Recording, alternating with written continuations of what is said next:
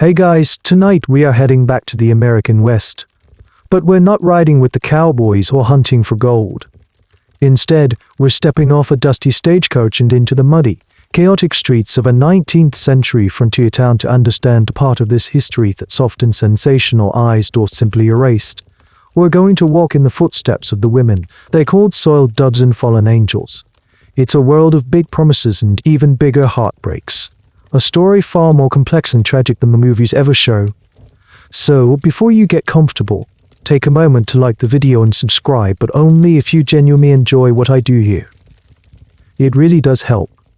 I'd love to see where you're listening from tonight. Drop your city and the time in the comments below. It's always kind of magical to think about us all, scattered across the globe, tuning in together. Now, dim the lights, maybe turn on a fan for that soft background hum, and let's ease into tonight's journey together. This story, your story, doesn't begin in a noisy saloon with swinging doors and a badly tuned piano.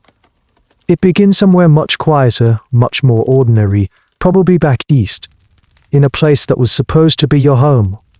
Right now, you're not a soiled dove. You're just a daughter, a sister, maybe even a young widow. You're standing at a crossroads, but none of the paths look promising. For a woman in the mid to late 1800s, the acceptable paths are few and perilously narrow. You're supposed to marry well, become a devoted wife and mother, and manage a household. That's the goal. If that fails, perhaps you could be a governess, a seamstress, or a teacher, provided you're educated and, crucially, unmarried. But what if none of those are an option for you? Maybe the Civil War took your father or husband, leaving your family destitute. You're the eldest, and the weight of your siblings' hunger presses down on you, a physical ache in your chest. Or perhaps you fell in love with the wrong person, a traveler who made promises he never intended to keep, leaving you with a secret shame, a child on the way, and a family that turns its back on you to preserve its own fragile honor. In the eyes of your tight-knit community, you are now a fallen woman ruined. The doors of respectable society have slammed shut, one by one. Or maybe you're an immigrant, fresh off a boat from Ireland or Germany, the promise of America still ringing in your ears.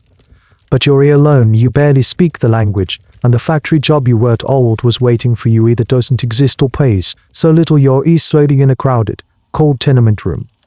This is the reality for so many. This is the reality for so many. This isn't to enter prostitution is almost never a decision at all. It's the final desperate option when all other doors have closed. You've probably read the lurid stories in the penny dreadful less, the cheap sensationalist newspapers. They call it white slavery, painting dramatic pictures of innocent country girls being drugged and kidnapped by shadowy figures in the big city. That's a persistent, strange little myth of the era. While abductions certainly happened, the reality for most women, for you, is far less dramatic and infinitely more tragic. No one needed to kidnap you. Hunger did.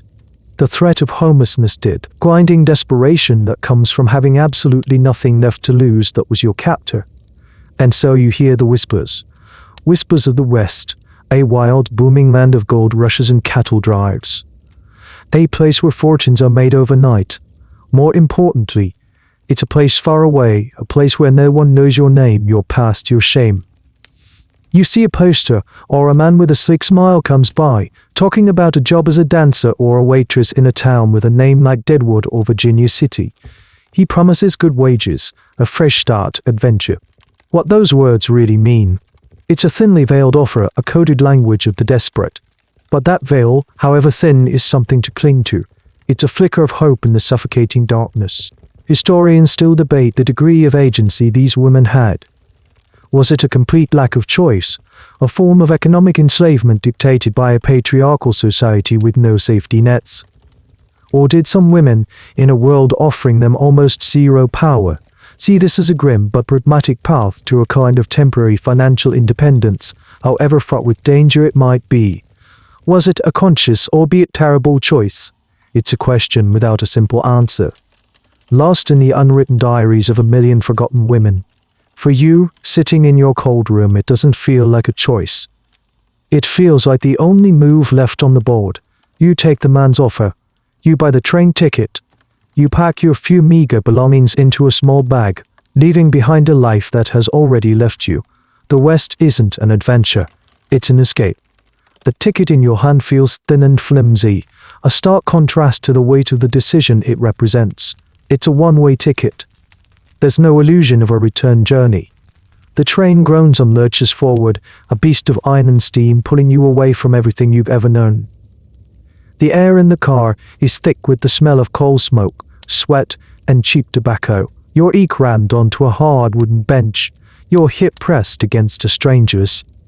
Your small bag clutched tightly in your lap as if it contains the last remnants of your old self. It probably does. Through the grimy window, the familiar landscapes of the east rolling green hills, tidy farms, clustered towns begin to flatten and stretch. The trees grow sparse, the fields wider and browner. Soon it's just the sky and the grass, an endless, overwhelming emptiness that seems to swallow the train whole. You watch the rhythmic chugging of the locomotive, the puffs of smoke dissipating into the vast blue.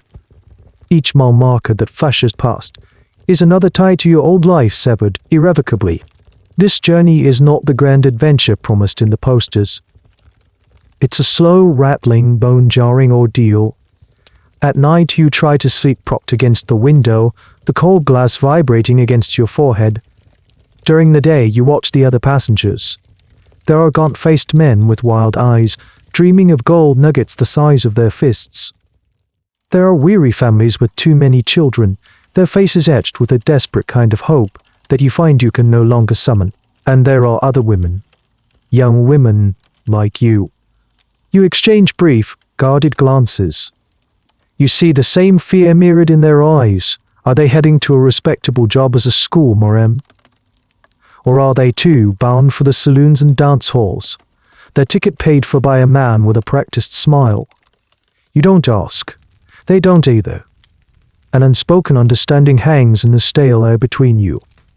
The food is a constant, miserable reminder of your new reality. There's hardtack, a biscuit so dense and flavorless you could use it to hammer a nail.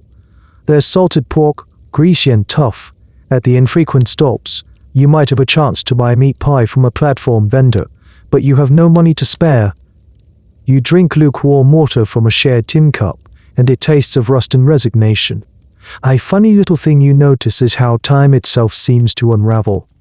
As you cross the country, the sun's position no longer matches the time on the station clocks. Each town the train passes through seems to operate on its own schedule.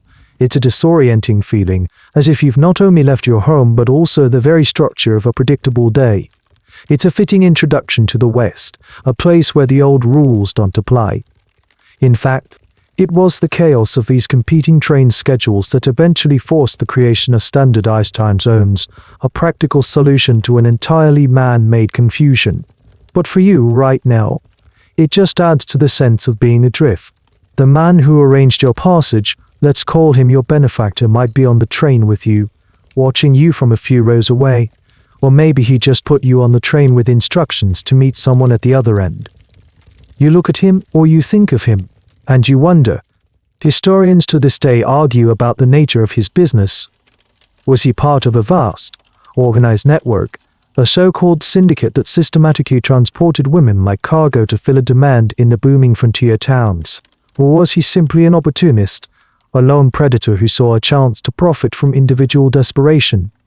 Looking at his cheap suit and shifty eyes, it's hard to imagine him as a mastermind of anything. But the result is the same. You are a product being shipped to market. The Transcontinental Railroad, completed in 1816, was celebrated as a monumental achievement, a steel spine binding a fractured nation together.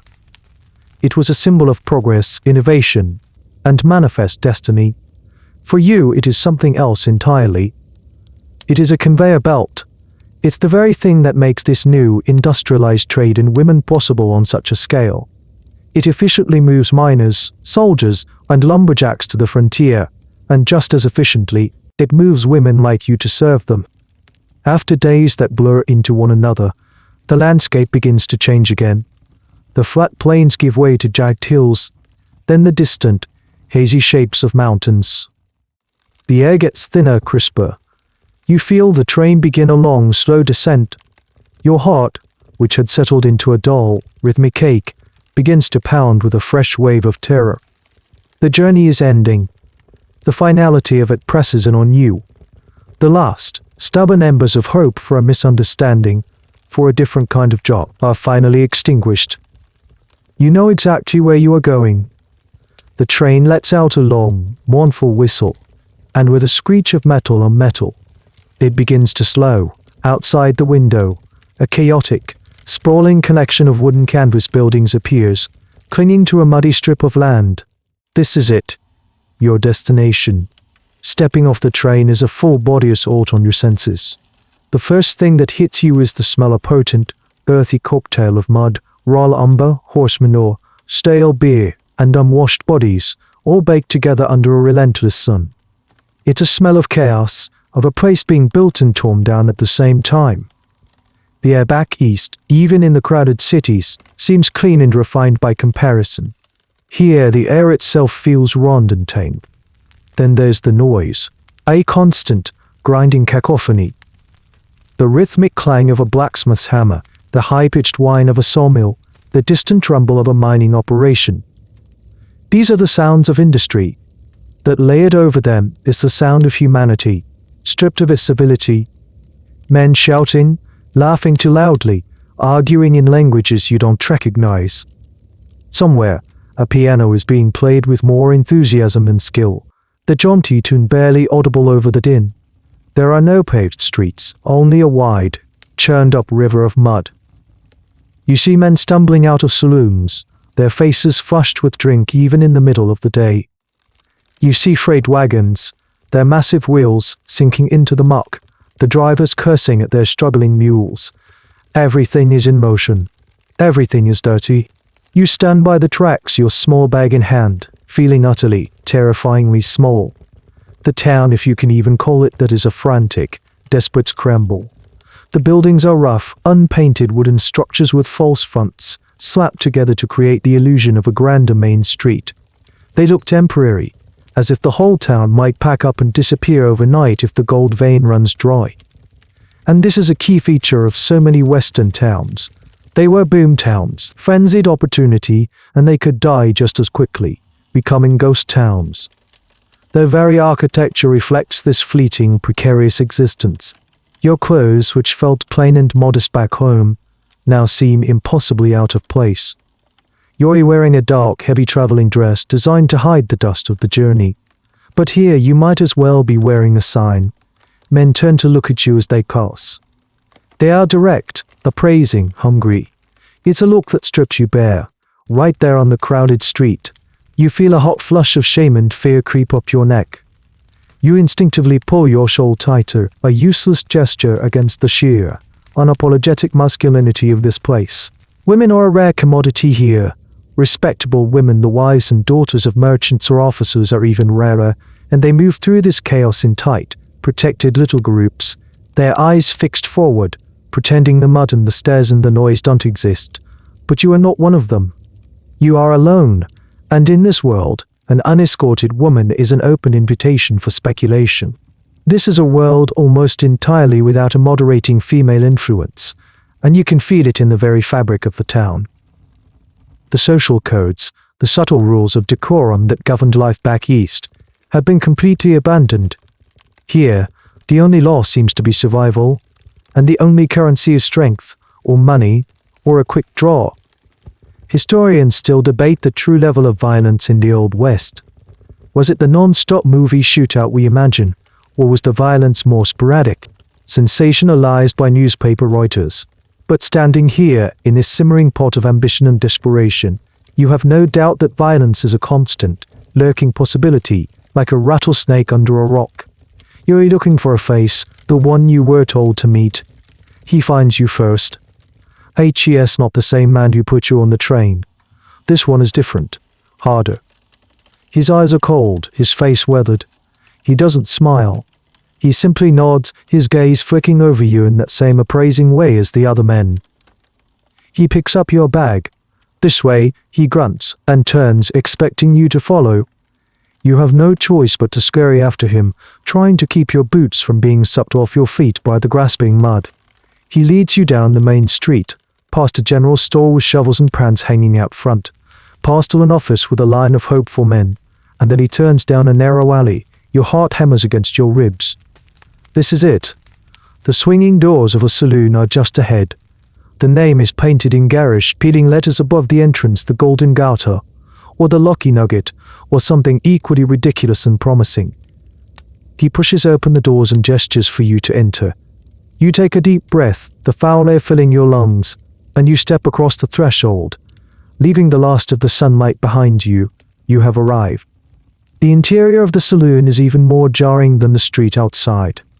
Your eyes take a moment to adjust to the gloom, a world lit by the hazy, yellow glow of oil lamps and whatever sunlight can fight its way through the grimy windows.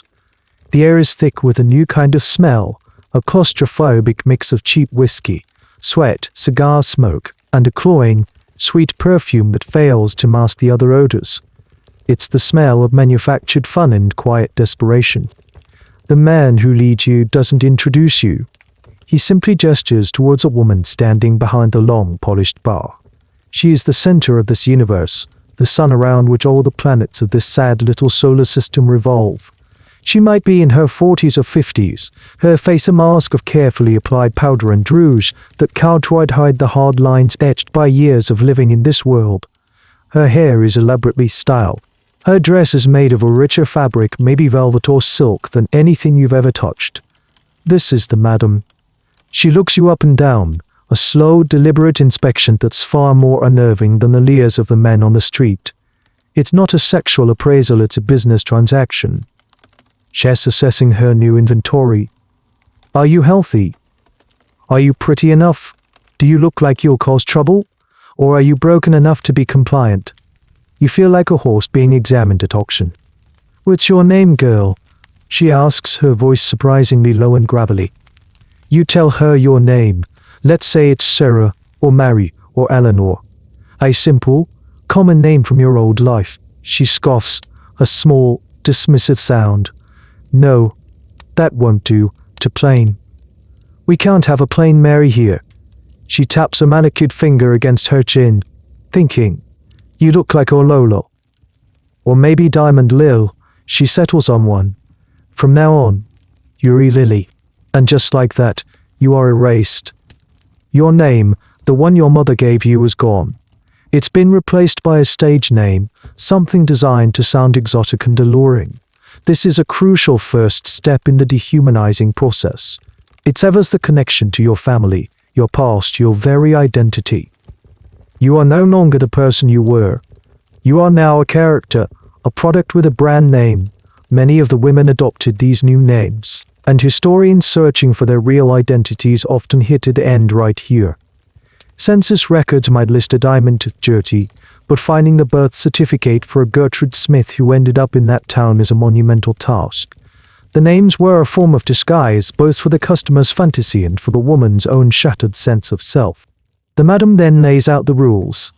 They are simple, brutal, and non-negotiable. You will live here, in the building. You will be provided with food, lodging, and clothes gaudier, more revealing clothes that you will be expected to wear. You will work every night, from dusk until the last man stumbles out. You are to be charming to the customers, encourage them to buy drinks, laugh at their jokes, and of course be available to take them upstairs. Then comes the accounting. She explains the system, a masterclass in exploitation. The ticket that brought you here, that was a loan. You owe her for that. The new dresses, the ones she's about to give you. You'll be paying for those too, at an inflated price. Your food, your rent for the tiny room you'll be given, even the laundry service, it all goes on your tab. You will earn a percentage of what the customers pay, typically 50%, but all your expenses will be deducted from your share. It's a system designed to ensure you are perpetually in debt to her. It's indentured servitude with a layer of cheap perfume. You realize with a sinking feeling that you might never earn enough to actually leave. The one-way ticket was just a metaphor. She might offer you a drink, a glass of whiskey, to welcome you, she says, though there's no warmth in her eyes. It's a test, and a tool. Alcohol will become a central part of your new life, a way to numb the fear, to endure the nightly routine, to blur the faces and the hands under shame. She assigns another woman to show you to your room.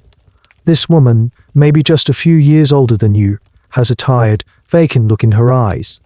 She leads you up a rickety set of stairs to a narrow hallway lined with doors. Your room is little more than a closet. There's a narrow bed with a thin mattress, a small washstand with a pitcher and bowl, and a single nail on the wall to hang your things. The window, if there is one, looks out onto a grimy alley. This tiny, airless space will be your only sanctuary, the place you will return to night after night. The woman leaves you there with a pile of new clothes, a brightly colored dress with a shockingly low neckline, a corset, silk stockings.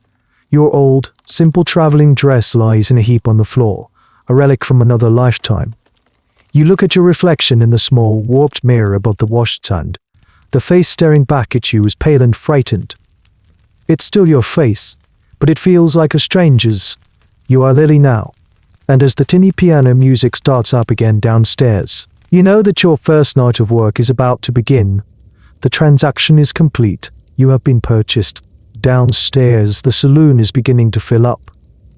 You descend the stairs in your new attire, a dress of garish satin that feels both tight and alarmingly flimsy. The corset cinches your waist so tightly, it's hard to breathe, and the low neckline makes you feel naked. You are now part of the scenery, and you quickly learn that there are distinct roles for the women who work in these establishments. It's a common misconception, fueled by a century of movies, that every woman in a Wild West saloon was a prostitute. The reality was a bit more stratified, a carefully managed ecosystem of female labor. First, there were the saloon girls or dance hall girls. Their primary job was, in theory, to be entertainers. They'd sing, often poorly, play the piano, or dance with the lonely miners and cowboys. A huge part of their role was to simply provide companionship and a touch of feminine glamour to an overwhelming male environment. They were also there to fuel the saloon's main business, selling alcohol. They worked on commission, earning a token for every overpriced drink a customer bought for them. Of course, what was in their glass was often just colored water or weak tea, a classic scam to keep them sober while the customer's tab climbed.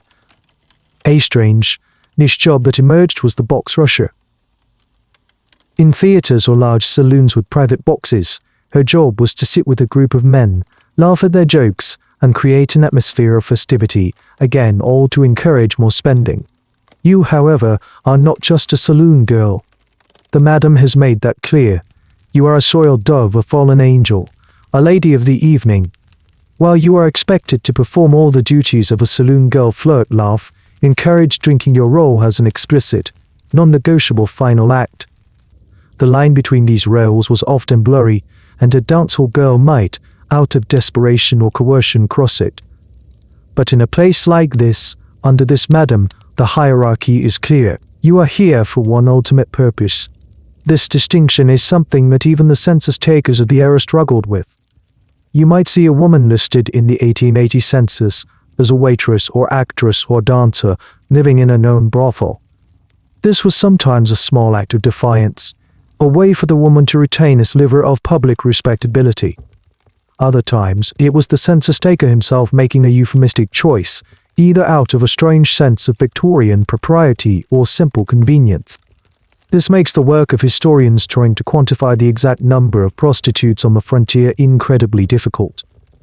They are a population that was, by its very nature, hidden in plain sight, their profession veiled by a dozen different names.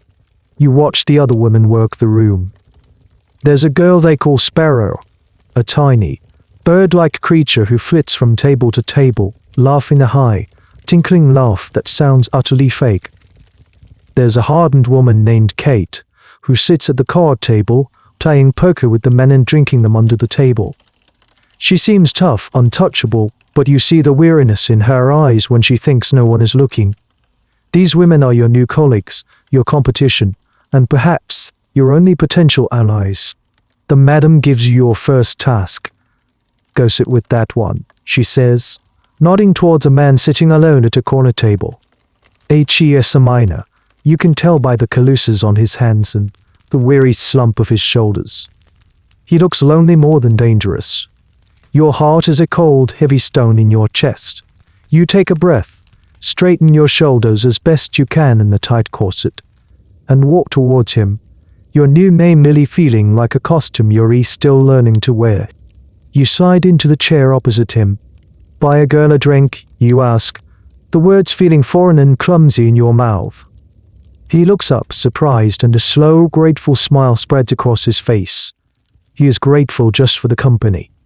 He signals the bartender. This is the beginning. You are learning the script. The academic world still has conversations about the economic impact of these women. Some scholars argue they were a vital, if unaccompanied, part of the frontier economy. They kept the men in town, spending their money in the local saloons, general stores, and hotels, rather than have them drift away. They were, in a grim sense, a stabilizing force in these chaotic boomtowns. They helped build the West, not with a forced smile and a glass of watered-down whiskey. Looking around this room at the money-changing hands, at the men spending their hard-earned wages for a few moments of manufactured companionship, you can see the grim logic in that argument. You are a cog in a machine, a vital part of the engine that drives this town's economy, even as it grinds you down. The piano plays on, a relentlessly cheerful tune that provides the soundtrack to your own personal tragedy. As the nights bleed into one another, you start to understand the grim social ladder that exists even within this marginalized world. Not all brothels are created equal, and not all prostitutes share the same fate. You, in your saloon brothel, are somewhere in the muddy middle of a brutally defined hierarchy. Your life is hard, but you soon learn that it could be much, much worse. At the very top of the pyramid are the parlor houses.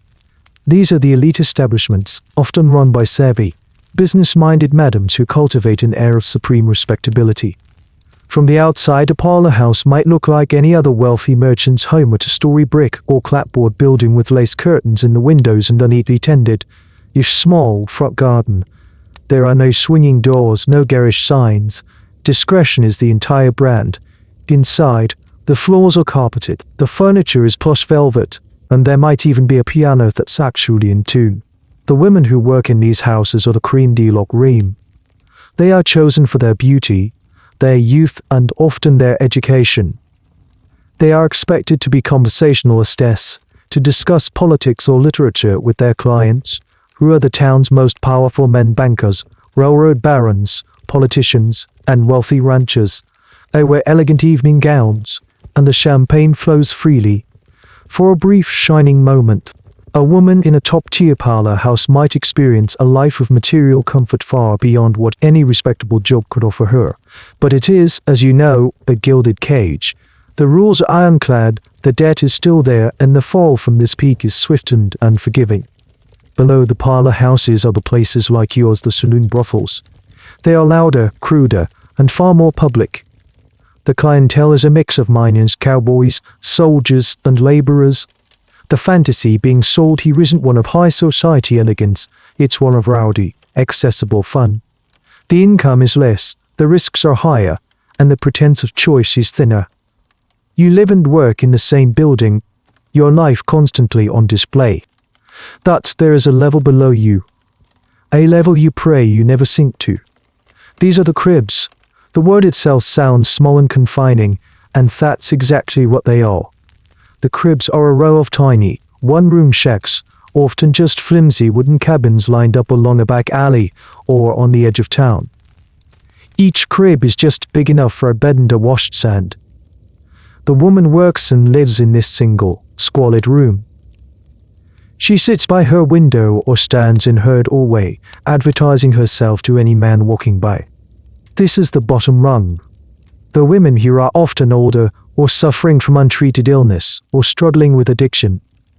They have no madam to offer even the most basic, exploitative form of protection.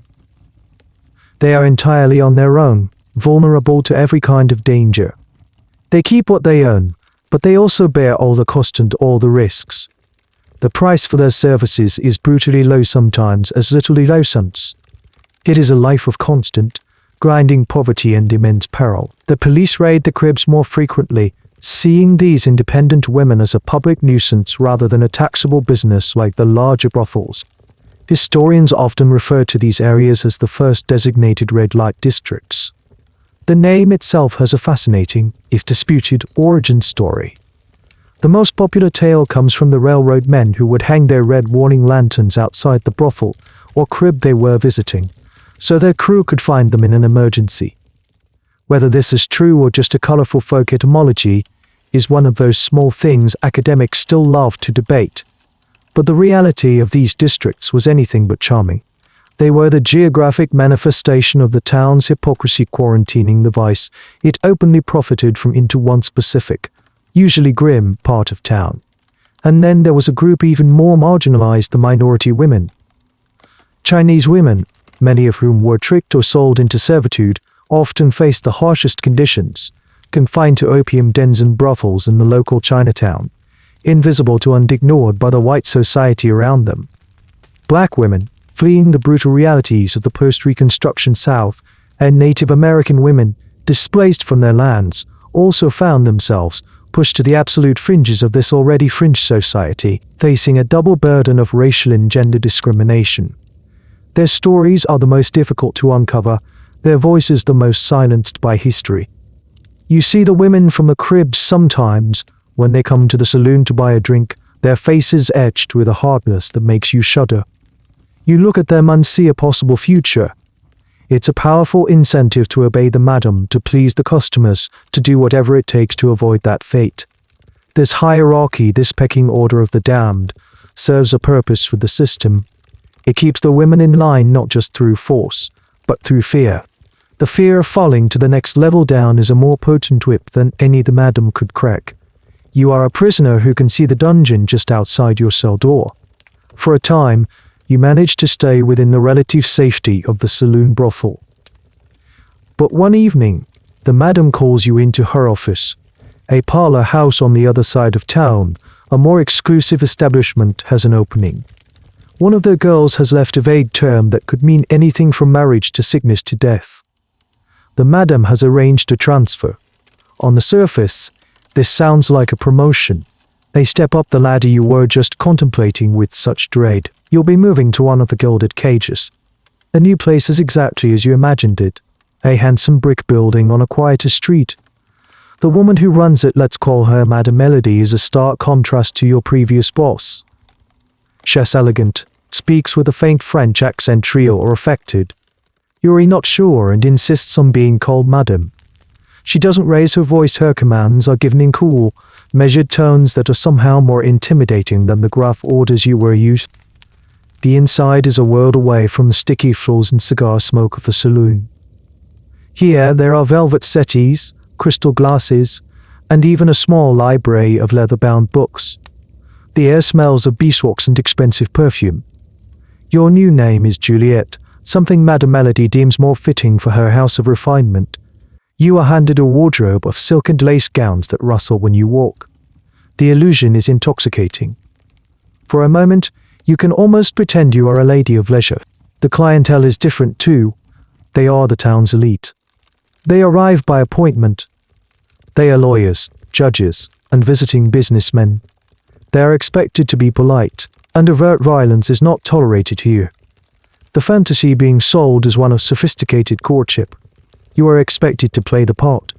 You must learn to pour tea, to make small talk about current events, to laugh demurely behind a fan. The rules are stricter, more suffocating. Your days are rigidly scheduled. Mornings are for sleeping. Afternoons are for mending your clothes, bathing, and preparing for the evening. You eat your meals together with the other women, presided over by Madame Melody like a finishing school headmistress. You are not to leave the house without her permission, and never, ever alone. You are her prize assets, and she guards you jealously. Any imperfection, a scuff on your shoe, a sad expression is met with a cold reprimand. You must be perfect, always. One of the most peculiar rules is the no-touching policy in the main parlor. Here, you are for conversation and companionship only. The physical transactions are reserved for the private rooms upstairs, preserving the illusion of propriety downstairs. It's a psychological sleight of hand that allows the clients to maintain their self-image as respectable gentlemen. This emphasis on appearance and health leads to one of the era's stranger and more dangerous practices. You are inspected regularly, not just by the madam, but by a doctor. His visits are part of the house's guarantee to its clientele, and you are expected to maintain a flawless complexion. To achieve this, you use cosmetics that are little more than poison. To get that fashionable, pale look, you might use wafers of arsenic, which were believed to give the skin a translucent glow and make the eyes sparkle. For a rosy cheek and lip, you use carmine, which was relatively safe, but the face powders were often laced with lead or mercury. These toxic materials would be slowly absorbed into your system, leading to long-term health problems like nerve damage, hair loss and organ failure. The very tools you use to project an image of health and beauty are secretly destroying you. Historians examining the remains of women from this period have found elevated levels of these heavy metals in their bones, a silent testament to the price of beauty, and the debt, you discover, is even more insidious here. The silk dresses, the French perfume, the fine meals, their cost is astronomical, all added to your tab. The percentage you earn is higher, but the cost of living in this gilded cage is designed to keep you trapped just as effectively as the iron grip of your old boss. You learn that the other women in the house are locked in a silent, smiling competition. Who is the most requested? Who gets the most gifts from wealthy patrons? Friendship is a luxury you can't afford. A kind word might be genuine, or it could be a tactic to learn a weakness. You are more isolated here, surrounded by velvet and crystal, than you ever were in the noisy, chaotic saloon. The cage is beautiful. The bars are polished gold, but it is a cage nonetheless, with a chilling clarity that the higher you climb in this world, the further you have to fall. The gilded cage, for all its perfumed air and velvet trappings, does not last. Perhaps you commit some minor infraction, a perceived rudeness to a wealthy client, a dress that isn't perfectly mended. Or maybe, more likely, a newer, younger face arrives, and you are simply deemed surplus to requirements. The fall is as swift as you feared. There's no grand farewell. Madame Melody simply informs you that your services are no longer required. Your debt is transferred, sold like a commodity, and you find yourself cast out, sent down to the very bottom rung of the ladder you so dreaded. You are sent to the cribs. The crib is a generous term for what is essentially a shack. It's a single room, maybe 10 feet, constructed of rough, unpainted pine boards that do little to keep out the biting wind in winter or the suffocating heat in summer. The door has a flimsy lock, the window a tattered curtain. Inside, there's a narrow iron bed with a lumpy, straw-filled mattress, a small table holding a ceramic pitcher and basin for washing, and a single lantern, and cheap disinfectant. This is your entire world now. Your home, your office, your prison. You are no longer Juliet. You are no longer even Lily. Here in the anonymous alleyways of the red light district, you are just a face in a window. A body for hire. Your name doesn't matter. The work is relentless and brutal. You stand in your doorway or sit by the window for hours on end, from midday until the early hours of the morning, trying to catch the eye of men passing by. There is no madam to filter the clients. You have to deal with everyone. The drunken belligerent, the violent and cruel, the hopelessly sad. Every man who approaches is a gamble. Will he pay? Will he hurt you? You have to make a snap judgment based on a look in his eye or the way he carries himself. Your survival depends on your ability to read men, and to read them quickly. You are your own boss now, which means you are your own protector. And you have no protection. The local sheriff or marshal of the area. But HES not here for your safety. HES here to collect the unofficial fines that allow you to operate. It's a protection racket, plain and simple. You pay him a portion of your meager earnings, and in return, he agrees not to arrest you for vagrancy or public nuisance. If a client assaults you or refuses to pay, there is no one to call. The money is a desperate, constant calculation. A transaction might turn you 50 cents, maybe $1 if you're lucky. From that, you have to pay for everything. Rent for the crib, paid weekly to a landlord who owns the whole miserable row. Food which you buy from a nearby vendor at inflated prices. Your weekly fine to the lawman. Coal or wood for the small stove in winter.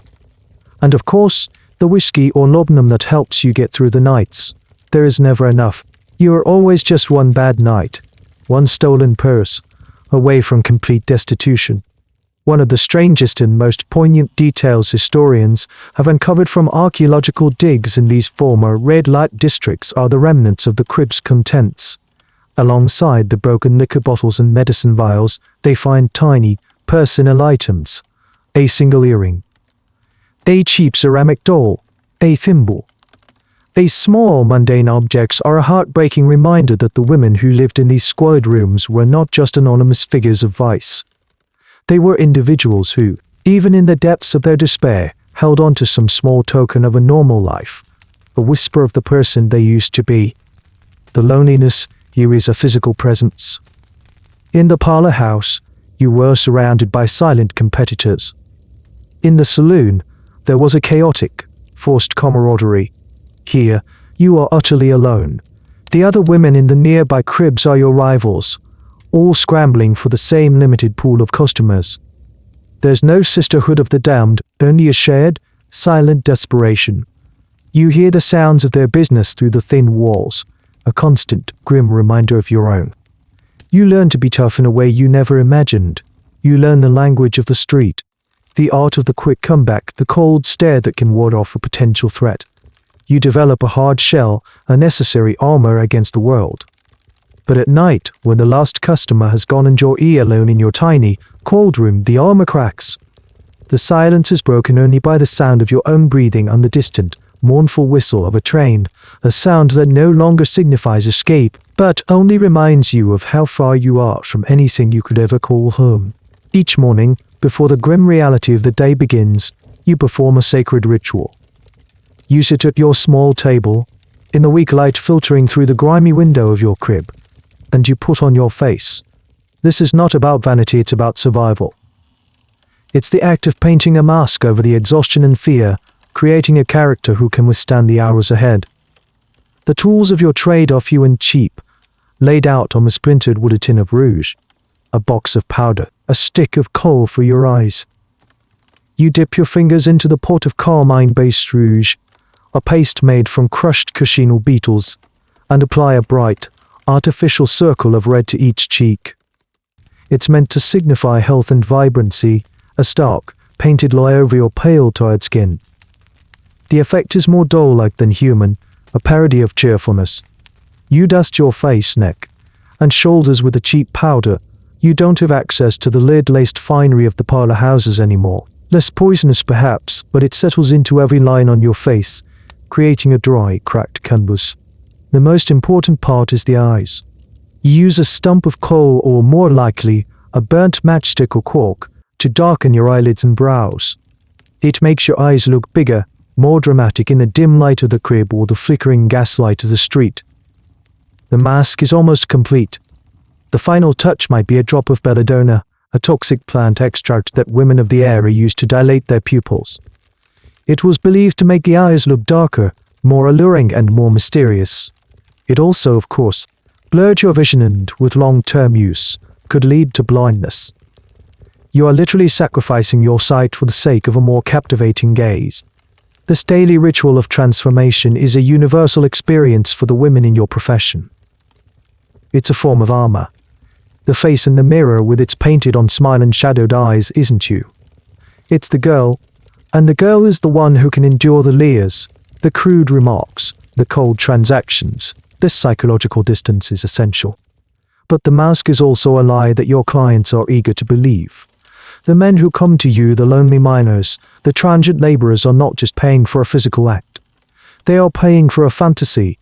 They want to believe for a few minutes that they are desirable, that the woman with them is beautiful and willing, that this is a moment of pleasure, not a desperate commercial exchange. Your painted face helps sustain that illusion. You are a performer in a nightly play, and your makeup is your costume. Historians and archaeologists get a fascinating glimpse into this part of life through what's left behind. In the excavation of sites that were once brothels or cribs, they find an abundance of cosmetic containers. Tiny, delicate porcelain pots for rouge and cream, glass bottles for perfume and lotions, and tins for powder. It's a stark contrast to the rough, masculine artifacts like pickaxes and bullets that usually define our image of a Western town. These cosmetic jars are a distinctly female signature on the landscape, a quiet testament to the labor of illusion. There's a strange contradiction at the heart of this. Victorian society, the society you came from, was obsessed with purity and naturalness in women. Painted ladies were seen as vulgar and immoral. Yet here, on the frontier, the very men who might have upheld that ideal back home now demand and pay for the artifice. The rules of respectability are conveniently forgotten when they become inconvenient. The science behind these cosmetics is a historical curiosity in itself. While ancient cultures had used makeup for millennia, the 19th century saw a boom in commercially produced products. However, there was zero regulation. A product advertised as a bloom of youth could contain anything from harmless beet juice to lethal doses of mercury, lead, or arsenic. The long-term health effects were catastrophic, but poorly understood. A woman suffering from nerve tremors, tooth loss, or skin lesions would likely have no idea that her daily beauty routine was the cause. There's an ongoing debate among medical historians about how many of the illnesses that plagued prostitutes were a direct result of their toxic cosmetics, rather than the more commonly blamed factors of disease and alcohol. As you finish your makeup, you look at your reflection in the small, cracked piece of mirror you own. The stranger staring back is ready for work. Her eyes are dark and huge, her cheeks are bright red, her lips are a bold slash of color. She looks nothing like the tired, frightened woman who woke up an hour ago. And that is the entire point. You smooth down your cheap, gaudy dress, take a deep, steadying breath, and open the door of your crib to the world. The show is about to begin. The idea of easy money is the oldest, cruelest joke in your profession. From the outside, it might seem like you're earning a living wage, perhaps even more than a laundress or a seamstress. But you quickly learn that your income is a river flowing through a sieve. The money comes in, yes, but it drains away just as quickly, controlled by a system designed to keep you poor and dependent. Let's break down the business of your so-called happiness. Back in the saloon brothel, the madam's accounting was a masterwork of creative theft. A customer pays, let's say $5 for your time upstairs, a significant sum for a laborer who might only make $1 or $2 a day. The house rule is a 50-50 split. So you should get $2.50. It sounds fair, on the surface, but then the deductions begin. The madam presents you with your weekly bill. First, there's the board and lodging. You're charged an exorbitant rate for the tiny, windowless room you sleep in and the mediocre food you eat. Then there's the wardrobe. The flashy, ill-fitting satin dress you were given. You're buying it, at a price probably 3 or 4 times its actual worth. Every drink a customer buys you at the bar, even the fake ones, might have a small service fee attached, which also comes out of your earnings. There are fines for infractions, a fine for being late, a fine for arguing with another girl, a fine for not looking cheerful enough. These rules are arbitrary and enforced at the madam's whim. One of the most insidious charges is for laundry. Your dresses and linens have to be washed constantly, and the madam has an exclusive arrangement with a local laundry service which she might even own. Before you know it, your $2.50 share has dwindled to almost nothing. At the end of a long, exhausting week, you might be told that you've not only earned nothing, but you've actually gone deeper into debt to her. This system of debt peonage was the invisible chain that kept women tethered to the brothels.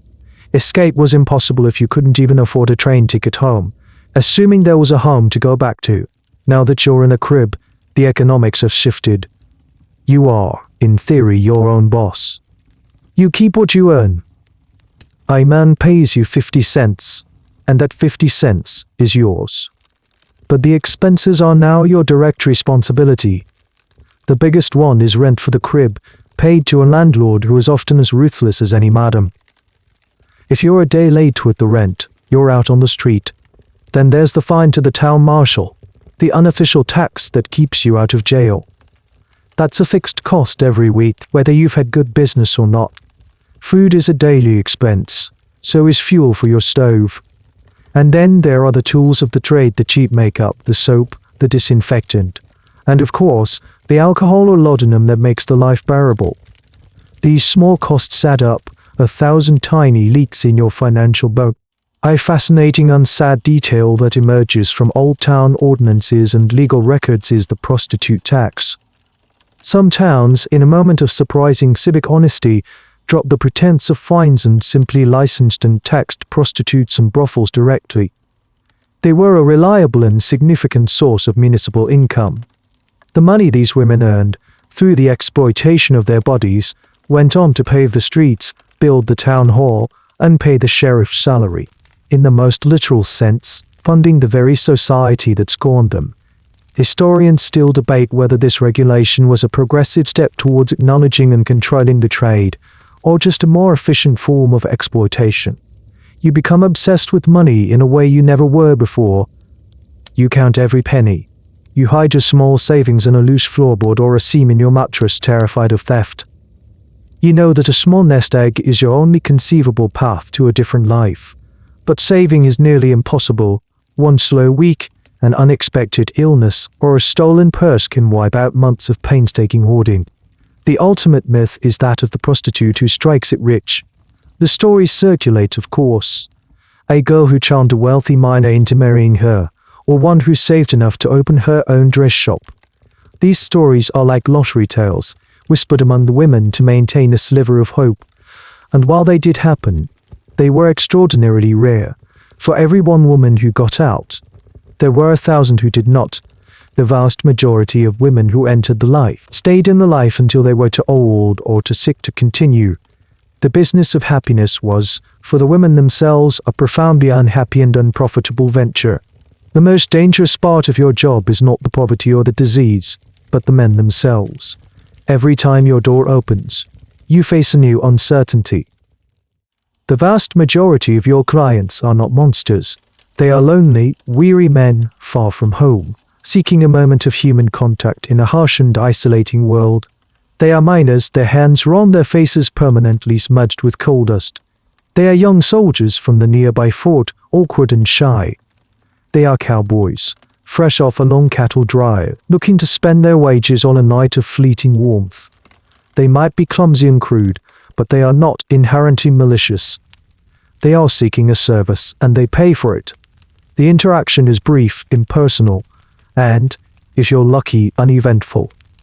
That luck is a fickle commodity, and mixed in with the lonely and the weary are the others, the ones whose eyes hold a glint of something cruel, the ones who are drunk beyond reason, their inhibitions washed away by cheap whiskey, the ones who carry a simmering rage against the world and are looking for a place to unleash it. You learn to spot the warning signs: the man who is too loud, the one who is too quiet, the one whose hands clench and unclench at his sides. When you were in the brothel, there was a thin layer of protection. A bouncer, or professor as he was sometimes called, was usually on hand to throw out unruly customers. The madam, ever protective of her property, would not tolerate men who damaged her girls. But here in the crib, you are the bouncer, you are the madam. You are entirely on your own. Violence is a constant, simmering threat. A man might become enraged if he feels he's been shorted, or if you refuse a particular demand. He might simply be a sadist who preys on women he knows have no recourse. Robbery is also a common danger. A client might pay you, and then after the fact, simply take his money back by force, along with whatever else you might have hidden in your room. Your word against his means nothing. If you were to go to the marshal, bruised and bleeding, and accuse a respectable townsman, who do you think they would believe? Reporting an assault could easily result in you being the one arrested, for vagrancy or for inciting the man's behavior. One of the curious dangers of the era was the widespread carrying of weapons. Nearly every man had a pistol or a knife. While the classic Hollywood image of constant gunfights in the street is an exaggeration, the potential for lethal violence was always present. A drunken argument could escalate in a heartbeat. For you, this means that every client is potentially an armed client. Historians digging through court records and old newspapers from frontier towns find a grim, repetitive pattern. The stories of soiled doves found murdered in their cribs are tragically common. Often, the crime is barely investigated. The victim is seen as less than a person. Her death is treated as an occupational hazard. The official report might list the cause as unknown or attribute it to a lover's quarrel. effectively blaming the victim for her own murder. Her real name might not even make the newspaper. She is simply a woman known as Golday, or one of the denizens of the line. This brings up a persistent and unsettling question that historians still grapple with: were there early serial killers operating on the frontier, preying on these vulnerable women? The anonymity of the victims, the transient nature of the male population, and the general indifference of law enforcement would have created a perfect hunting ground. A man could kill a prostitute in one town, hop a train, and be 100 miles away by the next morning, leaving behind a crime that no one was particularly motivated to solve. While figures like Jack the Ripper in London became infamous, it's highly probable that similar predators stalked the back alleys of the American West. Their crimes lost to history because their victims were deemed insignificant. So you learn to be vigilant. You develop a sixth sense for danger. You learn to de-escalate a tense situation with a soft word or a quick lie. You keep a weapon of your own hidden within easy reach, not a gun, which could easily be turned against you, but maybe a heavy glass bottle or a sharpened hat pin. It's not much, but it's something. Night after night, you survive these encounters. You learn to detach yourself, to make your mind go somewhere else while your body does what it must. But the fear never truly goes away. It's a low hum beneath the surface of every transaction, a cold knot in the pit of your stomach. Every knock on the door is a roll of the dice. And you know, with a terrible certainty, that one night, your luck might simply run out. Beyond the immediate threat of violence, there is a slower, more insidious danger that stalks you every single day: disease. In an era before antibiotics, in a profession that involves constant physical intimacy with a transient population, sickness is not a risk, it's an inevitability. It is the shadow that looms over every transaction, the fear that lingers long after the client has gone. The primary fear, the one whispered about in hushed, terrified tones among the women, is the pox. This was the catch-all term for venereal diseases, primarily syphilis and gonorrhea. You see the early signs, the rashes, the fevers, the sores. And you see the later stages in the older women, who haunt the edges of the district: the dementia, the paralysis, the grotesque facial disfigurements. Syphilis, in its tertiary stage, was a horrifying, flesh-eating disease that could attack the bones and the brain. It was a slow, agonizing death sentence. There is no cure. There are only treatments, and these are often as dangerous as the disease itself. The standard remedy for syphilis was mercury. You would be given pills, ointments, or even steam baths laced with the toxic heavy metal. The treatment induced profuse sweating and salivation, which was believed to expel the disease from the body. In reality, it was just poisoning you. The side effects of mercury treatment were horrific: tooth loss, kidney failure, neurological damage. The cure often just hastened the patient's demise. It was a desperate, agonizing choice: die slowly from the disease, or die more quickly, and just as painfully, from the supposed cure. Regular checkups are part of the business, but they offer a false sense of security. In the more organized brothels, a doctor would visit weekly. He would perform a cursory examination and declare the women clean. This was more about marketing than medicine. It was a way for the madam to assure her high-paying clients that her establishment was safe. The examinations were often humiliating, and the medical knowledge of the time was so limited that a doctor could easily miss the signs of a latent infection. A woman could be carrying untransmitting a disease without showing any outward symptoms. In the cribs, you have no access to even this dubious level of care. You are left to self-medicate with patent medicines and folk remedies. You buy bottles of concoctions from traveling salesmen or the local pharmacy, liquids with names like Drive, Hood's Restorative, or Lydia Pinkham's Vegetable Compound. These were unregulated mixtures of alcohol, opium, and various herbs, sold as cure-alls for any female complaint. They did nothing to treat the underlying disease, of course, but their high alcohol and opiate content would certainly make you feel better for a little while, creating a cycle of dependency. This leads to one of the sad ironies of your existence: the tools of hygiene. You are meticulous about washing. After every client, you use the water from your pitcher and bowl, often laced with carbolic acid or other harsh disinfectants. This constant, aggressive washing chafes your skin and, does little to prevent the microscopic organisms that cause disease. But it's the only control you feel you have. Archaeological digs of brothel sites often unearth an enormous number of hygiene-related artifacts, ceramic pitchers, wash bowls, and fragments of syringes. These syringes were not for injecting illegal drugs as we might assume today, but for dosing with antiseptic solutions. Historians still debate the effectiveness and actual purpose of these practices. Was it for hygiene, contraception, or a misguided attempt at disease prevention? It was likely a desperate combination of all three. Beyond venereal disease, your living conditions make you susceptible to a host of other illnesses. Tuberculosis, or consumption, thrives in the crowded, poorly ventilated rooms of the brothels and cribs. You hear the constant hacking coughs of the other women. The contaminated water supply can lead to outbreaks of cholera or typhoid. In the winter, pneumonia is a constant threat. A simple infection from a cut could lead to sepsis and death. And alcohol has little resistance to fight back. When a woman becomes too sick to work, she is cast out. A madame has no use for a girl who cannot earn. She is turned out onto the street with no resources and nowhere to go. Some towns had a pest house, a quarantine shack on the outskirts where the indigent sick were sent to die, to keep them from infecting the respectable townsfolk. Your greatest fear is not just death, but dying alone and anonymous in such a place. The specter of disease is a constant companion, a more intimate and persistent threat than any violent customer. The physical pain and the constant threat of disease are only part of the burden you carry. The emotional and psychological toll is a relentless, grinding weight. To survive, to get up each day and face the same grim reality, you need an escape. And escape is readily available, sold by the bottle at the corner saloon or by the vial at the local apothecary. Alcohol is the most common and visible anesthetic. It's woven into the very fabric of your work. From the moment you started in the saloon, you were encouraged to drink, or at least to pretend to drink, to run up a customer's tab. Now, in the solitude of your crib, a bottle of cheap whiskey is a constant companion.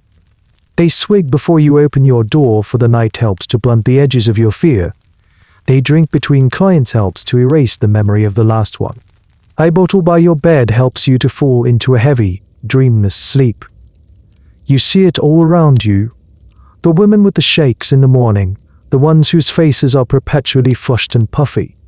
Alcoholism is not seen as a disease, it's considered a moral failing, just another sign of your degraded character. But you know it's a form of self-medication, a desperate attempt to numb a pain that is otherwise unbearable.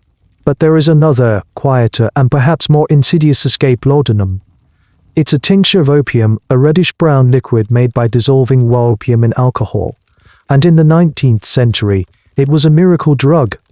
It was completely legal, available over the counter without a prescription, and cheap.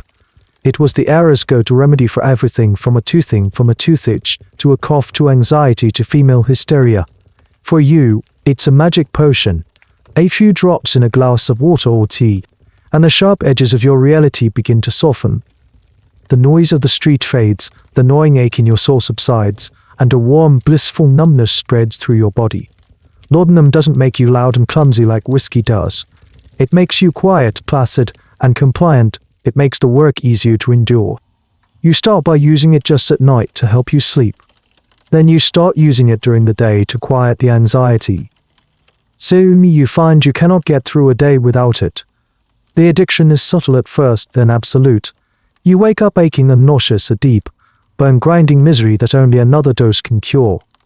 Your meager earnings are now split between rent, food, and your growing need for the little brown bottle.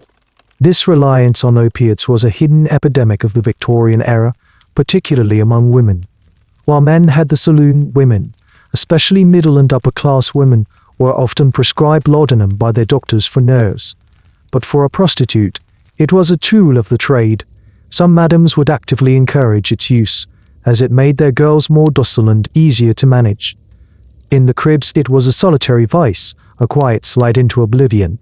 Historians have long debated the true extent of opium addiction on the frontier, not just among prostitutes but across the population. Because it was legal and so widely used as medicine, the line between patient and addict was hopelessly blurred. Letters and diaries from the period are filled with casual references to taking laudanum for common ailments. But for the women in your situation, it was rarely a casual affair. It was a lifeline that quickly became a noose. Another form of escape was the opium den, often found in the Chinatown district of larger western towns. Here, one could smoke the raw opium, a more potent immediate high. For some women, this was the ultimate retreat, a place to lie on a mat in a dark, smoky room and drift away into dreams for hours at a time. It was also a place of immense danger, where they were even more vulnerable, completely at the mercy of the den's proprietor. You see the girls who have gone too far, the ones they call hopheads or opium fiends. They have a vacant, hollowed-out look in their eyes. Their skin is sallow, their bodies are skeletal. They will do anything for their next dose, selling their services for a pittance, just enough to buy another few hours of oblivion. You tell yourself you will not become like them. You tell yourself you are in control, that you only use it to take the edge off. But you know in the back of your mind that you are walking on the same path, just a few steps behind. The dreamlike state offered by the laudanum is a cruel parody of the American dream that was supposed to be found out west. The dream of a new life, of opportunity and freedom, has been whittled down to the small, fleeting dream you can buy in a bottle, the brief, warm oblivion before you have to wake up and face the nightmare all over again. In this brutal, competitive world where every woman is a rival, you expect to find only hardness and hostility. And you do find it. You see the petty jealousies, the whispered gossip, the arguments over clients or stolen trinkets. But to your surprise, in the cracks of this desolate existence, you also discover moments of unexpected kindness, faint glimmers of what could almost be called sisterhood. This solidarity is born of shared experience. No one else can understand what your life is like. Not the respectable townswomen who pull their skirts away when you pass them on the street. Not the clients who see you as a commodity. Only the other women who walk the same muddy alleys, who paint on the same false smiles, who lie awake at night with the same fears. This shared trauma creates a strange, fragile bond. It might manifest in small, almost invisible gestures. A woman in the next crib, one you've been competing with all night, might slip you a heel of bread in the morning when she knows you haven't turned enough to eat. Another might give you a warning nod when the marshal is on, might bring you a cup of broth or sit with you for a while. A quiet presence in the lonely room. These are not acts of grand friendship, but small, vital acknowledgments of a shared humanity. Sometimes this bond becomes more tangible. You might pool your money with a few other women to buy supplies in bulk, saving a few precious pennies. You might take turns watching over each other's cribs, a primitive neighborhood watch against thieves. In a world where you are completely vulnerable, these loose, informal alliances are a form of collective security. A fascinating example of this is the illness fund that existed in some of the more organized brothels. The women would contribute a small portion of their earnings each week to a communal pot. If one of them fell ill and couldn't work, this fund would be used to cover her basic living expenses for a time. It was a rudimentary form of health insurance, created by the women for the women, in a society that offered them no safety net whatsoever. It was a system built on trust, a rare and precious commodity in their line of work. Historians often debate the nature of these relationships. Were they genuine friendships, or were they simply pragmatic alliances for survival? The answer, as with so many things, is likely somewhere in between. The letters and court testimonies that have survived sometimes reveal deep and complex bonds between these women. They referred to each other as sisters, they shared secrets, they protected each other from abusive clients or cruel madams. There are stories of women working together to help one of their own escape the life, pooling their savings to buy her a train ticket and a new dress so she could start over somewhere else. One of the most complex relationships is with the madam herself. She is your exploiter, your jailer. But in some cases, she could also be a protector. A powerful madam who had the respect of the town's leaders could shield her girls from the worst of the local harassment.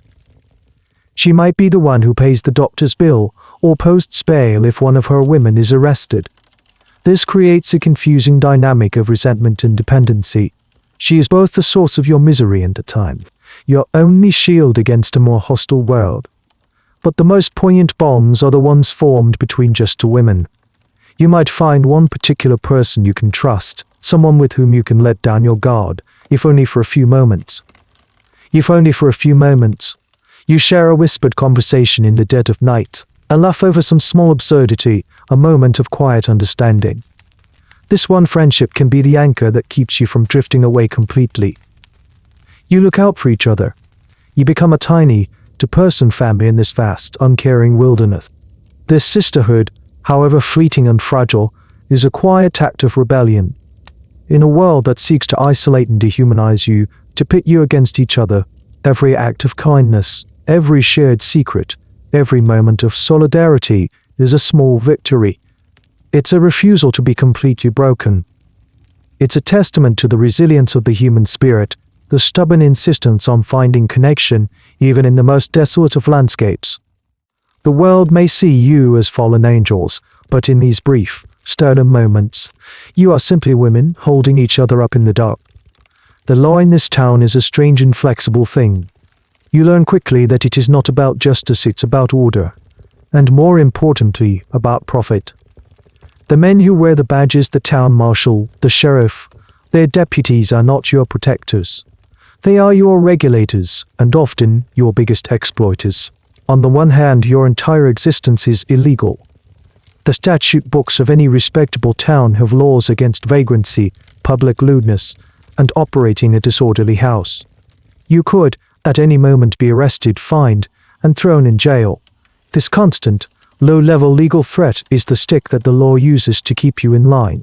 On the other hand, your profession is a cornerstone of the local economy. You and the other women are the reason the miners, cowboys, and soldiers spend their money here. The saloons, the hotels, the general stores, they all profit from the business you bring. The town's leaders, the very men who write the laws, understand this perfectly. To shut down the brothels and cribs entirely would be to kill the golden goose. So, a delicate and deeply hypocritical balance is struck. This is the unofficial regulation that defines your relationship with the law. The legal system doesn't seek to eradicate you, it seeks to contain and profit from you. This containment is both geographical and financial. You are unofficially zoned into a specific part of town, the red light district, the line, the tenderloin. As long as you stay within these invisible boundaries, and as long as you are discreet, the law generally turns a blind eye. But if you were to try and solicit a customer on the main street, in front of the respectable shops and homes, you would be arrested immediately. The law exists to protect the illusion of public decency for the town's better half. The financial side is even more direct. You have to pay to play. This takes the form of the weekly fines. Once a week, a deputy will come by your crib to collect a fee. It's not a bribe in the classic sense, it's more like a tax or a licensing fee. It's so routine that it's often recorded in the town's ledger books, a strange and telling detail for historians to uncover. You might see entries like, fines collected from the girls on the line $50. This money goes directly into the town's coffers, paying for public works and salaries. You are, quite literally, funding the law enforcement that oppresses you. This system creates a bizarre and corrupt symbiosis. The law needs your money, so it cannot afford to put you out of business. You need the law's forbearance to stay in business. The result is a system where you have no rights, but you have a price. This leads to one of the more debated aspects of frontier justice. Was this system of regulation a pragmatic solution to an unsolvable problem, or was it the height of civic hypocrisy? Some historians argue that by licensing and containing prostitution, towns were able to exert some control over it, reducing the spread of disease and violence. They point to towns like El Paso, where famous lawman Wyatt brother, James, and his wife Bessie ran a saloon, as an example of how intertwined the worlds of law and vice could be. The lines were incredibly blurry. However, from your perspective, this system offers no real protection. The marshal who collects your fine on Monday will not come to your aid on Tuesday if a client assaults you. In fact, you are more likely to be blamed. The law is not a shield for you, it's a weapon that can be used against you at any time. If a powerful man in town takes a dislike to you, or if a wave of moral reform sweeps through the community, often just before an election, you and the other women become easy scapegoats. The police will stage a series of high-profile raids, arresting a dozen women, fining them heavily, and making a grand show of cleaning up the town. Once the reformers are satisfied and the election is over, business quietly returns to normal. You are a pawn in a much larger political game. You learn the faces of the lawmen. You know which ones are relatively fair, and which ones are cruel and greedy. You know who to avoid and who to pay on time. You see them in the saloons, drinking with the same men who are your clients. You see the deep, unshakable hypocrisy of it all. They are the gatekeepers of a society that has cast you out, yet they secretly unprofitably hold the key to your cage. The law isn't blind here. It has one eye squeezed shut and the other fixed firmly on your purse. In a life defined by constant, calculated risks, there is one threat that overshadows all others, a biological reality that cannot be easily dismissed or managed: pregnancy. In the 19th century, for any woman, an unplanned pregnancy outside of marriage was a social catastrophe. For a prostitute, it was a professional and existential crisis of the highest order. Your livelihood depends on your availability and, to a certain extent, your desirability. Pregnancy ruins both. As your body begins to change, you can no longer hide it. Clients will no longer want you. The madam, if you're in a brothel, will see you as a broken piece of merchandise and will cast you out. The landlord of your crib will evict you for non-payment of rent. A pregnancy is, in the most brutal terms, a career-ending event. So, from the moment you begin this life, you are engaged in a desperate, ongoing battle against your own fertility. The methods of contraception available to you are unreliable, often dangerous, and steeped in folklore. You might use sponges, pessaries, or crude cervical caps. You might rely on the rhythm method, a wildly inaccurate guessing game. The most common method, and the one you rely on most, is dosing immediately after a client, using solutions of water mixed with anything from vinegar to harsh chemicals like carbolic acid or even mercury chloride. These antiseptic douches are not only largely ineffective at preventing pregnancy, but they also damage your body, causing chronic inflammation and increasing your susceptibility to other infections. When these methods fail, as they inevitably do, you are faced with a terrible choice. You could try to carry the child to term, but what then? You have no family to support you, no husband to give the child a name. You have no way to earn a living while caring for an infant. Some women did it. You see them occasionally, a haggard-looking woman with a baby on her hip, trying to make a living as a laundress or a seamstress, barely surviving on the absolute fringes of society. The child would be born into a world, but would label it an outcast from its first breath. Some towns had orphanages or convents that would take in foundlings, but leaving your baby on the doorstep, never to see it again, is a heart-wrenching prospect. Adoption was not the formalized process it is today. A child could just as easily end up in an abusive situation or as an unpaid laborer as in a loving home. Faced with this grim reality, most women in your position turn to the other option: abortion. Abortion in the late 19th century was illegal, clandestine, and incredibly dangerous. There were no sterile clinics, no trained physicians who would risk their license and freedom to perform the procedure. Instead, you have to turn to the shadowy world of back-alley abortionists. This person might be a midwife with some folk knowledge, another prostitute who has learned some crude techniques, or a charlatan doctor with no medical training at all. The methods are brutal. You might be given powerful, toxic herbal concoctions, potions made from plants like tansy, penurial, or ergot that are meant to induce violent uterine contractions. These can cause uncontrollable hemorrhaging, seizures, or organ failure. They're just as likely to kill you as they are to end the pregnancy. If the potions fail, the next step is instrumentation. The abortionist would use unsterilized, improvised tools: a knitting needle, a wire, a sharpened piece of wood to try and physically disrupt the pregnancy. The risk of infection, internal injury, and bleeding to death is astronomical. For every successful abortion, there are countless stories of women who died in agony in a back room, their bodies hastily disposed of to hide the evidence. This is a subject that historians find incredibly difficult to research. Due to its illegal and shameful nature, it was rarely written about. The evidence is found in the margins in corners, inquests for unidentified women who died of internal bleeding, in the coded language of women's letters, and in the advertisements for female regulators and restoratives in the back pages of cheap newspapers. These were thinly veiled ads for abortifacients, promising to restore menstrual regularity for women who were late. The debate among academics is fierce. How common was abortion on the frontier? Who performed them? What was the mortality rate? The records are such that any conclusion is fraught with speculation. But from the number of ads for these regulators and the frequency of female complaints mentioned in medical records, it's clear that the demand was immense and the practice was widespread if hidden. For you, it is the most terrifying decision of your life. You are alone, sick with fear and morning sickness, knowing that any choice you make could lead to your death. You weigh the slow, public ruin of carrying the child against the swift, secret danger of ending the pregnancy. It is the choice between two kinds of oblivion. It is the ultimate, tragic expression of the control you have over your own body and your own destiny. As you sink deeper into this life, you become acutely aware of a strange and persistent myth that circulates in the world outside your own, the hooker with a heart of gold. It's a fantasy, a comforting story that people tell themselves about women like you. You see it in the popular dime novels that some of your clients read, and you hear it in the way some men talk to you, as if they expect you to be a fallen saint. The story is always the same. The prostitute is a beautiful, tragic figure who, despite her profession, has maintained a pure and noble heart. She is secretly kind and generous.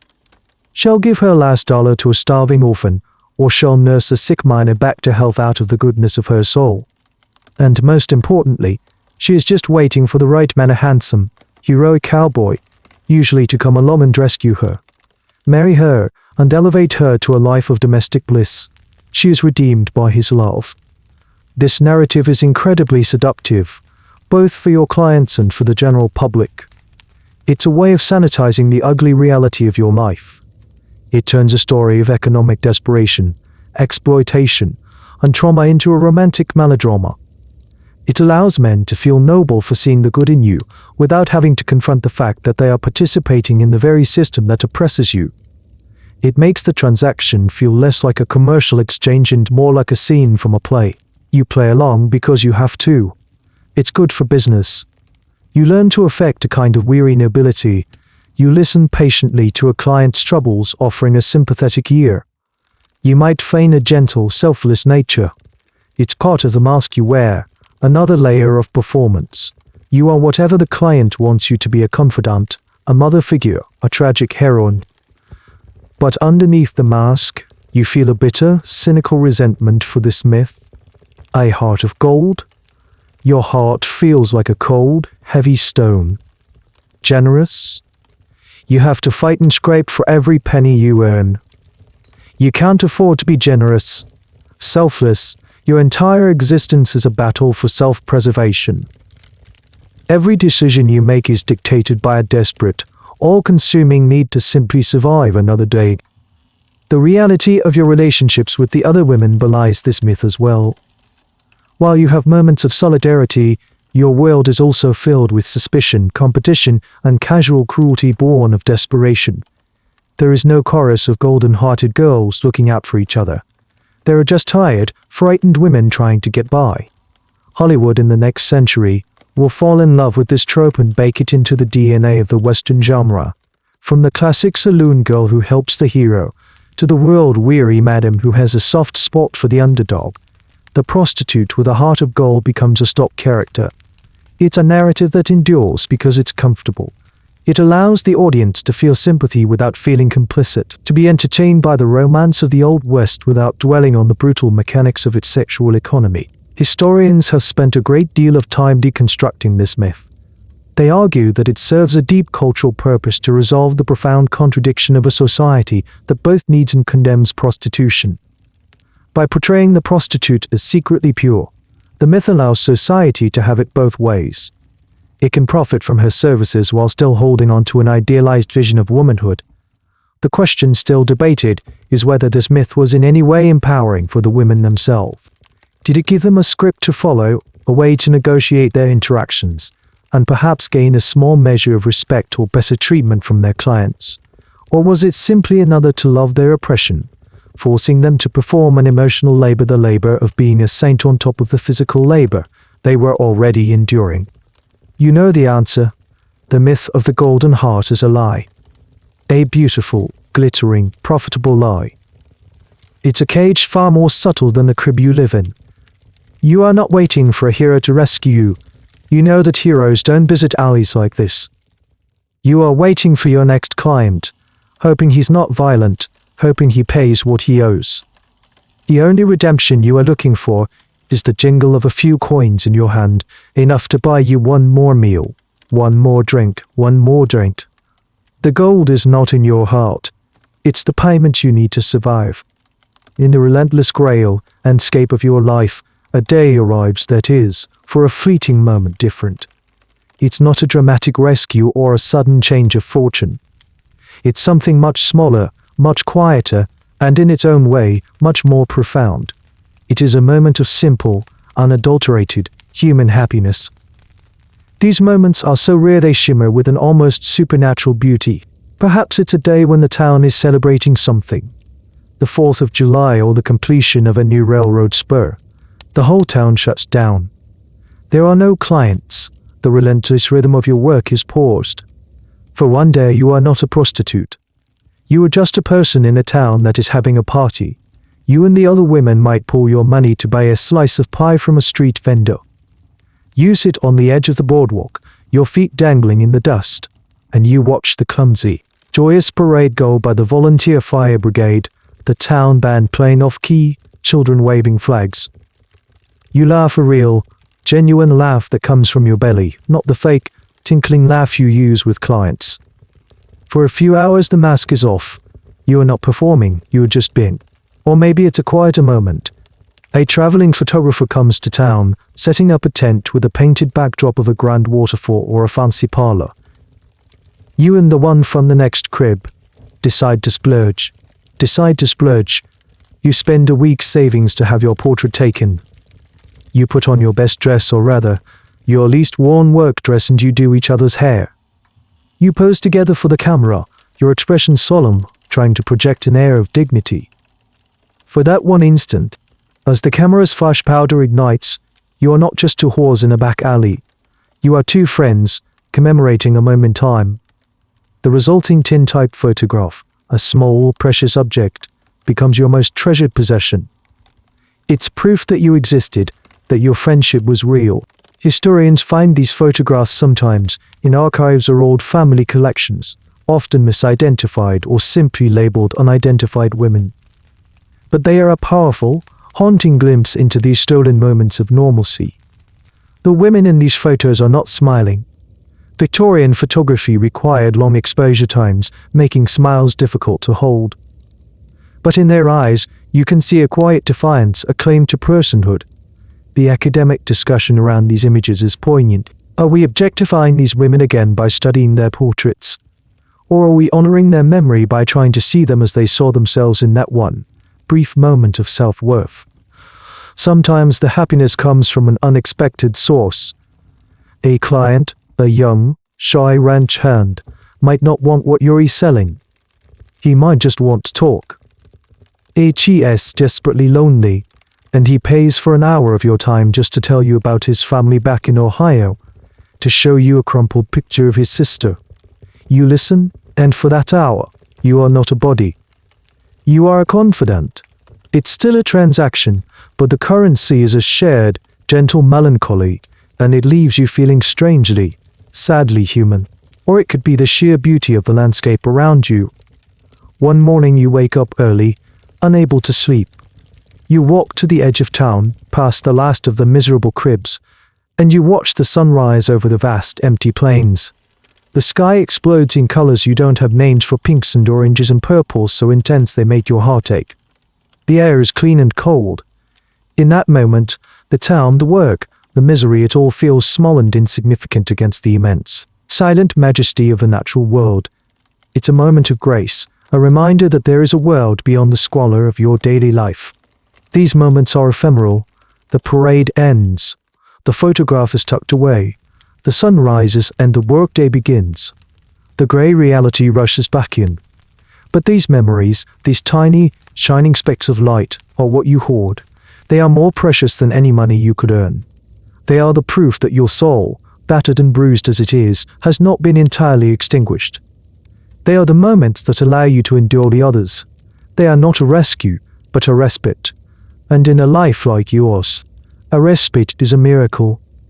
The ultimate fantasy, the one that glimmers at the furthest edge of hope, is not just to get out, but to get out through the one socially acceptable door marriage, to be made an honest woman. It's the ending of all the dime novels, the whispered dream in the dark, to find a man who will not just pay for your time, but who will give you his name, a home, and a life of respectability. It did happen. It was rare as finding a gold nugget in a muddy street, but it was not impossible. Your clientele is made up almost entirely of single, lonely men. The gender imbalance on the frontier was extreme. In some mining camps or army forts, men outnumbered women by 100 to 1. This demographic reality created a strange, desperate marriage market. For a man who wanted a wife, a family, a partner to share the hardships of frontier life, the options were severely limited. Sometimes a man would look past your profession and see a potential wife. Perhaps it's a quiet, steady client, a farmer or a small-time rancher who has been visiting you for months. He doesn't just come for the usual reasons. He brings you small gifts, an apple from his meager orchard, a handful of wildflowers. He talks to you about his struggles, his dreams of building a life.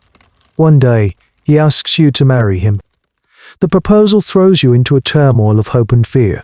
This is the escape you've dreamed of. The chance to have a home, to be a wife, to leave the crib and the shame behind forever. But you are also terrified. Can you be that person? Can you be that person? Can you manage a household, cook, clean, and fit into the rigid social structure of the rural community he lives in? And what about your past? Can it ever truly be erased? You know that even if you change your name and move 100 miles away, the whispers and rumors might follow you. The other women in his community, the good women, will likely never accept you. They will always know or suspect what you were. You will be forever marked an outsider in your own home. Will your husband be strong enough to stand by you against the scorn of his neighbors? Or will he eventually come to resent you, to throw your past in your face in a moment of anger? This dilemma is a frequent topic of debate among social historians. They analyze marriage records, census data, and personal letters to try and understand the outcomes of these redemptive marriages. Did they work? The evidence is mixed and fascinating. Some accounts suggest that these unions were surprisingly successful. The frontier was a pragmatic place. A hard-working, resilient wife, regardless of her past, was a valuable asset. In the face of shared hardships like droughts, blizzards and illnesses, a person's history mattered less than their ability to contribute to the survival of the household. In other cases, the past was an insurmountable obstacle. The stories gleaned from divorce records or court testimonies tell us a tale of shame, recrimination, and social ostracism that tore the marriage apart. The husband's love was not enough to overcome the deeply ingrained social stigma. There was also the strange phenomenon of the common law marriage, which was prevalent on the frontier where formal legal structures were weak. A man and a woman might simply decide to live together as husband and wife without the sanction of a preacher or a judge. For a woman in your position, this offered a form of semi-respectability and stability, but it was a precarious state. The man could abandon you at any time without any legal consequences, leaving you in an even more vulnerable position than before. You look at the man who has proposed to you. His hands are calloused, his face is weathered, but his eyes are kind. He is offering you a door out of hell. It's a terrifying, uncertain leap into a new life, a life you feel completely unprepared for. But the alternative is to stay here in this crib until you are too old to sick or too broken to continue. You know that love has little to do with this decision, either for him or for you. For him, it is a practical need for a wife and partner. For you, It is a desperate bid for survival and a chance at a life you thought you had lost forever. It's a business proposition cloaked in the language of romance. You take a deep breath, push down your fears, and you say yes. You pack your few meager belongings, turn the key in the flimsy lock of your crib for the last time, and walk away, praying that you are walking towards a new beginning and not just a different kind of prison. Let's imagine the marriage didn't happen. The kind rancher never appeared, or his proposal was just a fleeting drunken promise. The escape hatch of matrimony remained firmly shut. So the years pass. The seasons turn, each one marked by the same relentless routine. Your youth, the primary currency in your trade, begins to fade. And you are faced with the terrifying, unspoken question: what happens to a soiled dove when she gets old? The first sign is subtle. You notice the clients start to ask for the newer, younger girls more often. The lines on your face, once hidden by powder and paint, become more pronounced. The weariness in your eyes is harder to disguise. The work takes a greater physical toll. The aches in your bones are more persistent. The hangovers from the cheap whiskey are more brutal. You are slowing down. And in a business that values youth and vitality above all else, slowing down is a death sentence. Your income dwindles. You have to lower your prices to compete. You find yourself taking more risks, accepting clients you would have turned away in the past. The desperation that was once a low hum in the background of your life is now constant, screaming alarm. The hierarchy of the profession, which you once navigated, now works against you. If you were in a parlor house, you'd have been cast out years ago. From a saloon brothel, you'd be demoted to a crib, and from a crib, there is nowhere lower to go, only out. So what are the paths for an aging prostitute on the frontier? One option is to try and transition to a different role within the world of vice. If you have been savvy, saved a little money, and possess a sharp mind for business, you might be able to become a madam yourself. You could rent a small house, recruit a few young women, and become the exploiter instead of the exploited. It's a grim promotion, a perpetuation of the very system that destroyed you. But it is a path to survival, and even a strange sort of power. Many of the most successful madams of the Old West started out as prostitutes themselves. They knew the business from the inside out. But this requires a level of capital and business acumen that very few women in your position possess. For most, the future is far bleaker. You might be able to find work on the fringes of the saloon world, no longer selling your body, but your labor. You could become a swamper, the person who cleans the saloon, mopping up the spilled beer, spit, and sawdust from the floor after the last drunk has been thrown out. You could become a laundress, your hands raw from lye soap, washing the linens and gaudy dresses of the younger women who have taken your place. These are back-breaking, low-paying jobs, but they allow you to remain within the only community you know. Some women, ravaged by addiction and illness, simply fade away. They become ghosts haunting the back alleys, begging for spare change or a drink. They are arrested for vagrancy, serve a short time in the brutal local jail, and are released back onto the street, weaker and more desperate than before. They eventually succumb to disease, exposure, or an overdose in some forgotten corner, their passing unmourned and unrecorded. This tragic end is a subject that haunts the historical record. What was the average lifespan of a prostitute on the frontier? It's a question historians have tried to answer by analyzing cemetery records and mortality data, but the anonymity of so many of the women makes it nearly impossible to get a clear picture. The consensus is that it was brutally short. The combination of violence, disease, addiction, and dangerous abortion practices meant that many women did not live to see what we would consider middle age. The old prostitute of the West might only be in her mid-30s, her body and spirit worn out by a decade of abuse. There is also the question of what happened to their meager possessions. Archaeologists excavating brothel sites sometimes find cached items: a small box of personal trinkets, a few coins, a photograph hidden under a floorboard. These caches are a poignant mystery. Was the owner saving up to escape? Did she die before she could retrieve her treasures? Or did she simply move on, leaving behind the remnants of a life she wanted to forget? These small collections of objects are often the only remaining evidence of her existence. For you, standing on the precipice of this decline, the fear is palpable. You look at the face in your cracked mirror and see the ghost of your future. You see the bitter, lonely end that awaits so many. The dream of escape has long since died. Now, the only hope is for a quiet, painless exit, a final release from a life that has taken everything from you and given so little in return. When the end finally comes, whether from a swift act of violence or the quiet ravages of addiction, your final journey is a short one. You are taken to the town cemetery.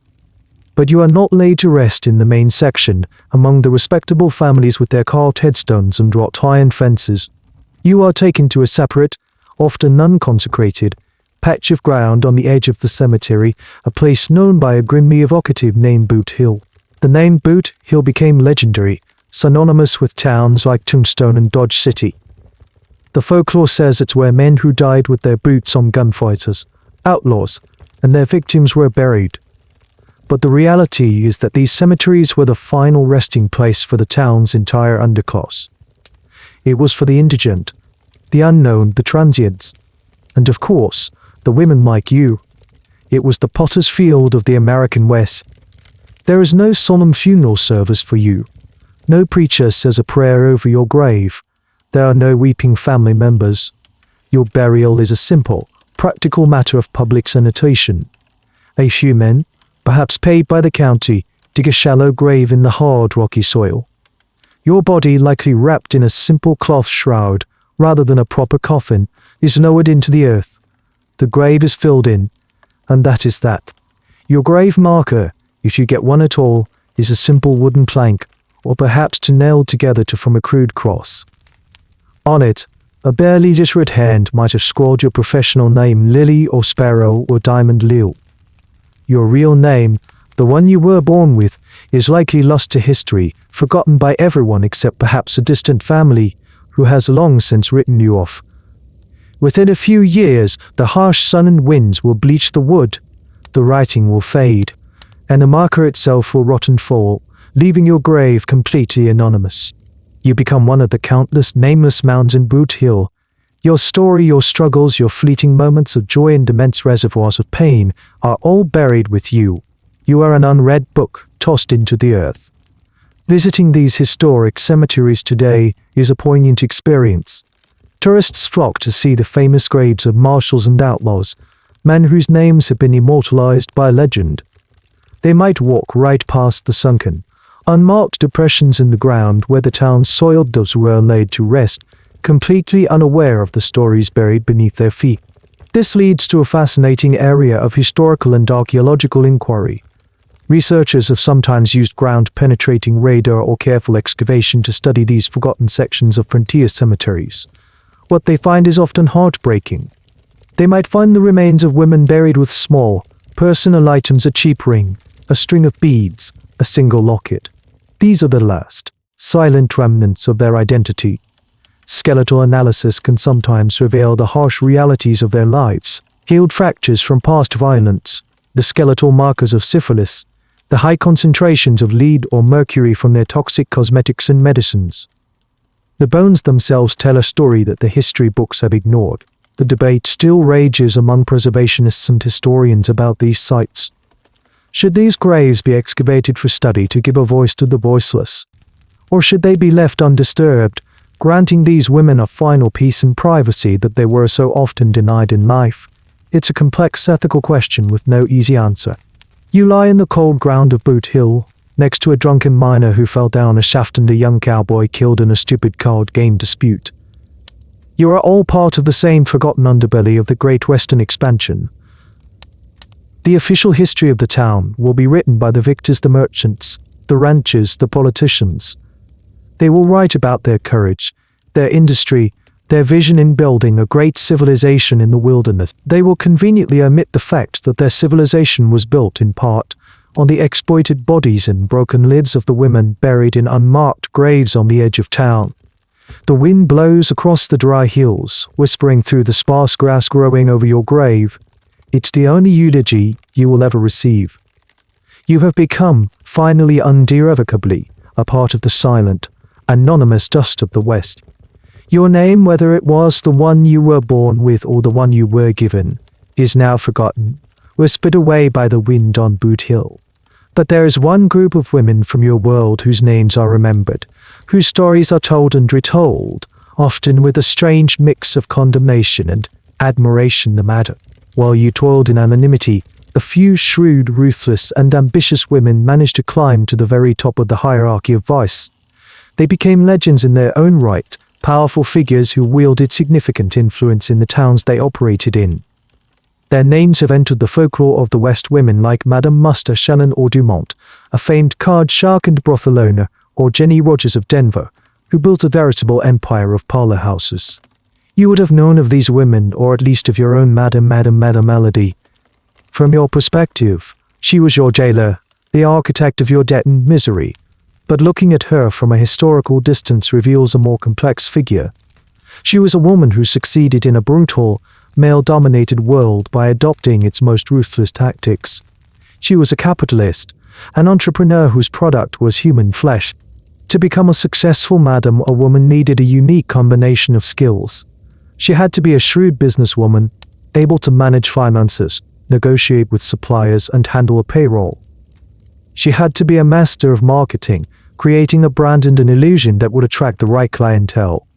She had to be a diplomat, maintaining good relationships with the local law enforcement and political leaders, knowing who to bribe and who to befriend, able to control a household of desperate, often volatile young women through a combination of fear, manipulation, and strategic kindness.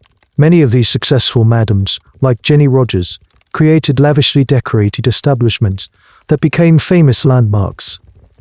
They were connoisseurs of fine furniture, art, and food, and their parties were attended by the most powerful men in the state. They became wealthy, owning property and businesses. In a world that offered women almost no power, that offered women almost no pendants, they carved out their own empires. This creates a fascinating and uncomfortable historical debate.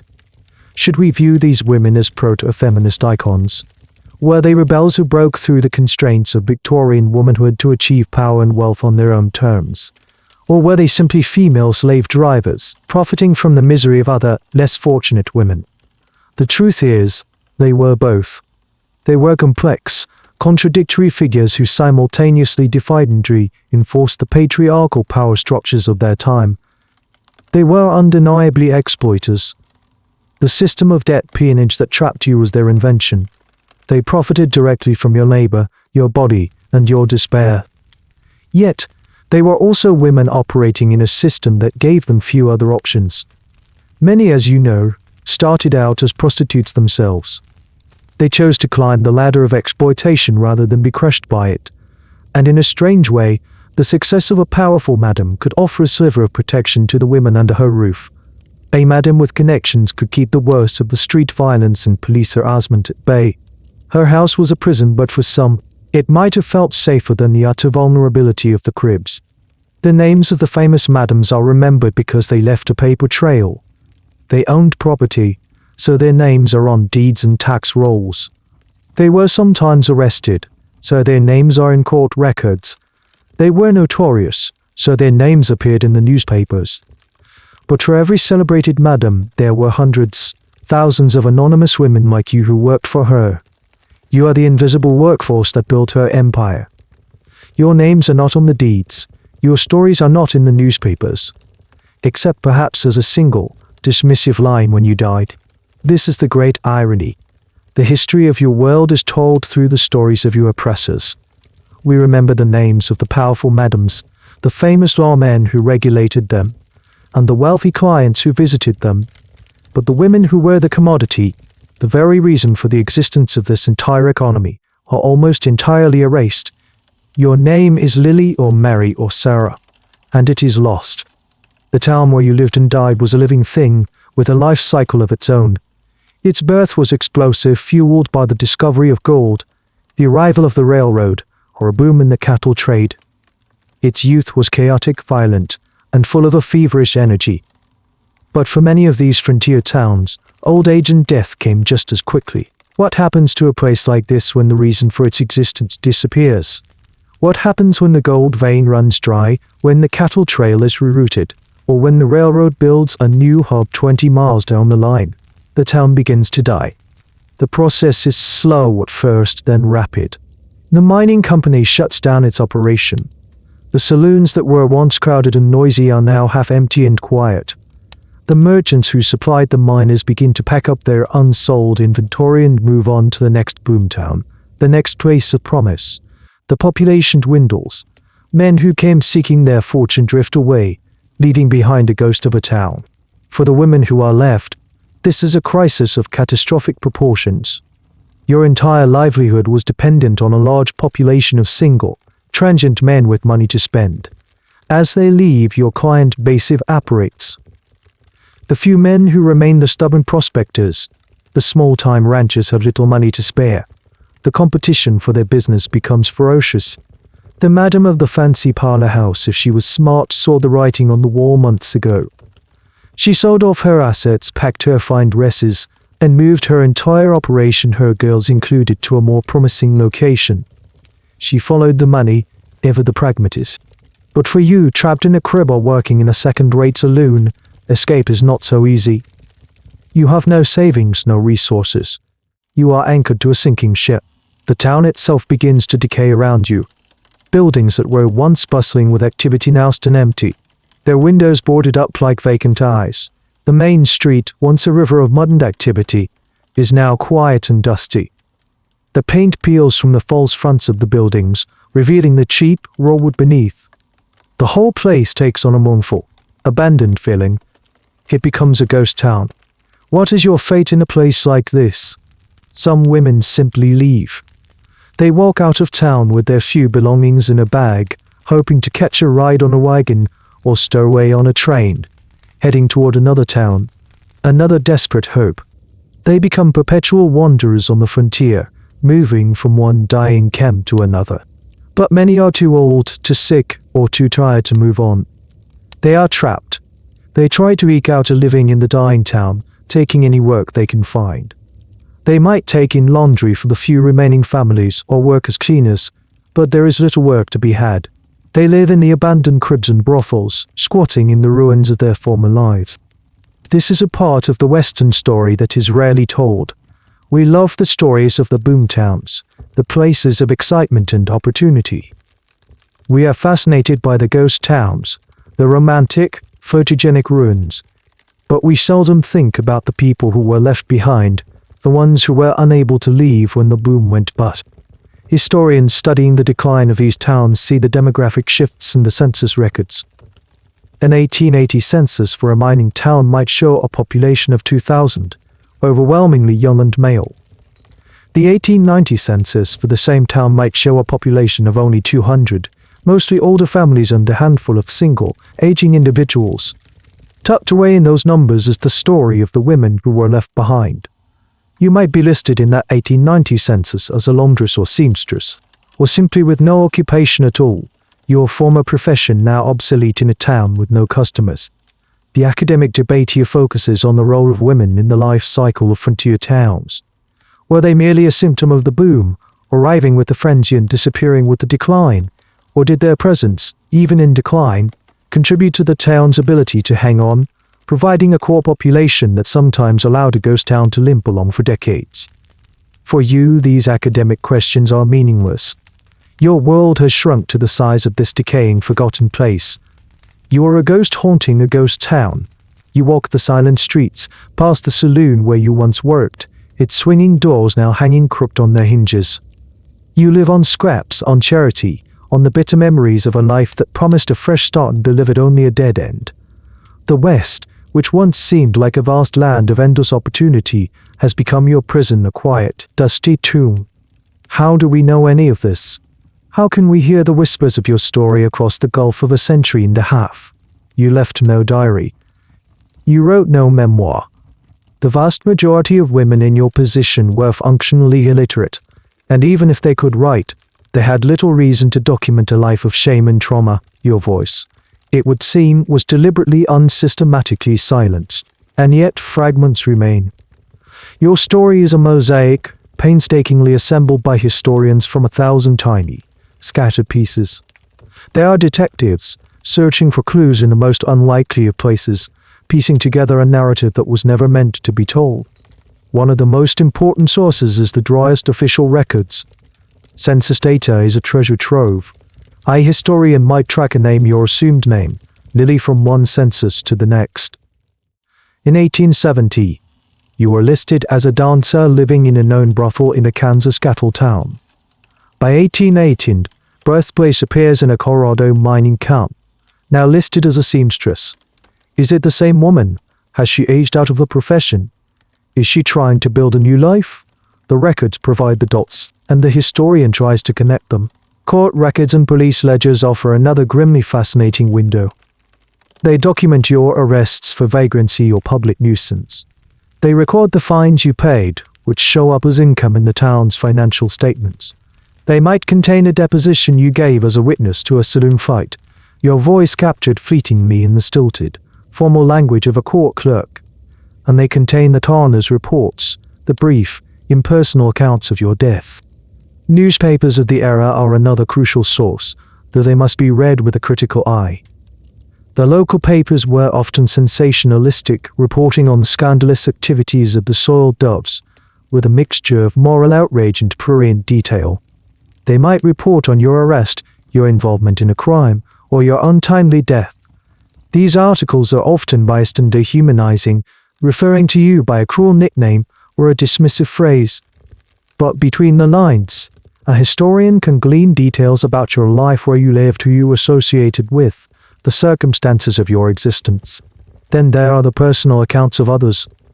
The diaries and letters of respectable people in the town might mention you, often with disgust or pity. A middle-class wife might write about seeing the painted women on the street. A traveling preacher might describe the dens of iniquity he is trying to shut down. These accounts are filtered through a heavy lens of prejudice, but they confirm your presence, your visibility in the community. A letter from a lonely cowboy to his family back east might mention his conversations with a dancehall girl, offering a rare glimpse of a more human interaction. Perhaps the most exciting and tangible source of information comes from archaeology. As we've seen, the excavation of former brothel and crib sites yields a wealth of physical evidence. The cosmetic jars, the medicine bottles for laudanum, the cheap jewelry, the fragments of your clothing, these artifacts are your unspoken testimony. They tell a story about health, beauty, addiction, and the small, personal details of your daily life. Porcelain doll fragment found in the dirt floor of a crib is holding a piece of your story, a clue to the humanity that persisted against all odds. The debate among historians today is often about how to interpret these fragments. Is it possible to write a history from below? A history that truly captures the perspective of the marginalized, illiterate? Or are we always limited by the fact that our sources were created by the powerful, the literate, the people who controlled the narrative? Can we ever truly hear your voice, or are we just hearing the echo of how others saw you? It's a constant struggle. But by combining all these disparate sources, the census data, the court records, the newspaper clippings, the archaeological finds, a picture begins to emerge. It is full of gaps and contradictions. But it is a picture nonetheless. Your story is not found in a single, neat volume. It is written in the margins of 1,000 other documents, in the dirt beneath a ghost town's ruins. And the work of the historian is to find those fragments, hold them to the light, and try to give you back the voice that was taken from you. So what is your legacy? After the pain, the exploitation, and the anonymity, what did you leave behind? On the surface, it seems like nothing at all. Your name is forgotten, your grave is unmarked, and your story has been systematically erased from the heroic, sanitized myth of the American West. You were seen as a disposable commodity, a regrettable but necessary evil, a footnote to the grand narrative of nation building. But your legacy is there, woven into the very fabric of the West, hidden in plain sight. Your most immediate, tangible legacy was economic. You were an essential, if unaccompanied, engine of the frontier economy. The wages a miner earned in the dark of the earth, he spent in the gaslight of the saloon. That money didn't just go to you or the madam. It flowed out into the town, paying the saloon owner, the butcher, the baker, the blacksmith. You are a critical mechanism for keeping capital circulating in these isolated boom towns. Without you and the other women, many of these settlements would have had a much harder time surviving and growing. You helped build these towns, not with a hammer or a pickaxe, but with your body and your feigned smile. You also left a demographic legacy. In a world with a staggering gender imbalance, you were, for better or worse, the female population. As we've seen, some of you did manage to marry and raise families. Your children and their children became the farmers, ranchers, and citizens of the new western states. You are the hidden matriarchs in the family trees of countless respectable families today. Your story likely a secret that was buried with you. You were a part of the foundation of Western society, the grit in the mortar that holds the bricks together. Your existence also profoundly shaped the legal and social structures of the West. The struggle to control, regulate, and profit from your profession led to the creation of specific laws, and zoning ordinances. The establishment of red light districts was a form of urban planning, a direct response to your presence. The debates you sparked about public health, morality, and the role of women forced these nascent communities to define themselves, to draw lines between what was acceptable and what was not. You were the other against which the respectable community defined its own virtue. But perhaps your most important legacy is the one that is most difficult to articulate. It is a legacy of resilience. In the face of unimaginable hardship, exploitation, and dehumanization, you survived. You carved out a life. You formed fragile bonds of friendship. You found moments of joy. You held on to your humanity with a fierce, quiet tenacity. Your story is a powerful, if uncomfortable, testament to the strength of the human spirit in the most desperate of circumstances. Historians today continue to debate your role and significance. Was the prostitute a symbol of the freedom and lawlessness of the West, a woman who operated outside the strictures of polite society? Or was she the ultimate symbol of its hypocrisy and brutality, a woman who bore the full weight of its contradictions? She was, of course, both. Your story forces us to confront a more complex and honest version of the past. It challenges the romantic, hyper-masculine myth of the Old West. The West was not just won by cowboys, soldiers, and prospectors. It was also built on the backs of women like you. Your story is not pretty. It is not heroic in the traditional sense. But it is essential. To remember you is to remember the true cost of expansion. The dark side of manifest destiny. It is to acknowledge the lives that were consumed to fuel the engine of progress. You are the ghost at the banquet of Western history. The silent, spectral figure who reminds us that the story is never as simple as the legends would have us believe. Your legacy is not in a monument or a plaque. It is in the uncomfortable questions your life forces us to ask. And in that, you are not forgotten. And now, the story fades. The dust of the frontier town settles. The tinny piano music grows faint, and the last lamp in the last crib flickers and goes out. The clamor and the chaos recede, leaving only a vast, quiet stillness under a canopy of stars that have watched all of this unfold, night after sullen night. You can feel the journey ending now. The rattle of the train has softened into a gentle, rhythmic hum.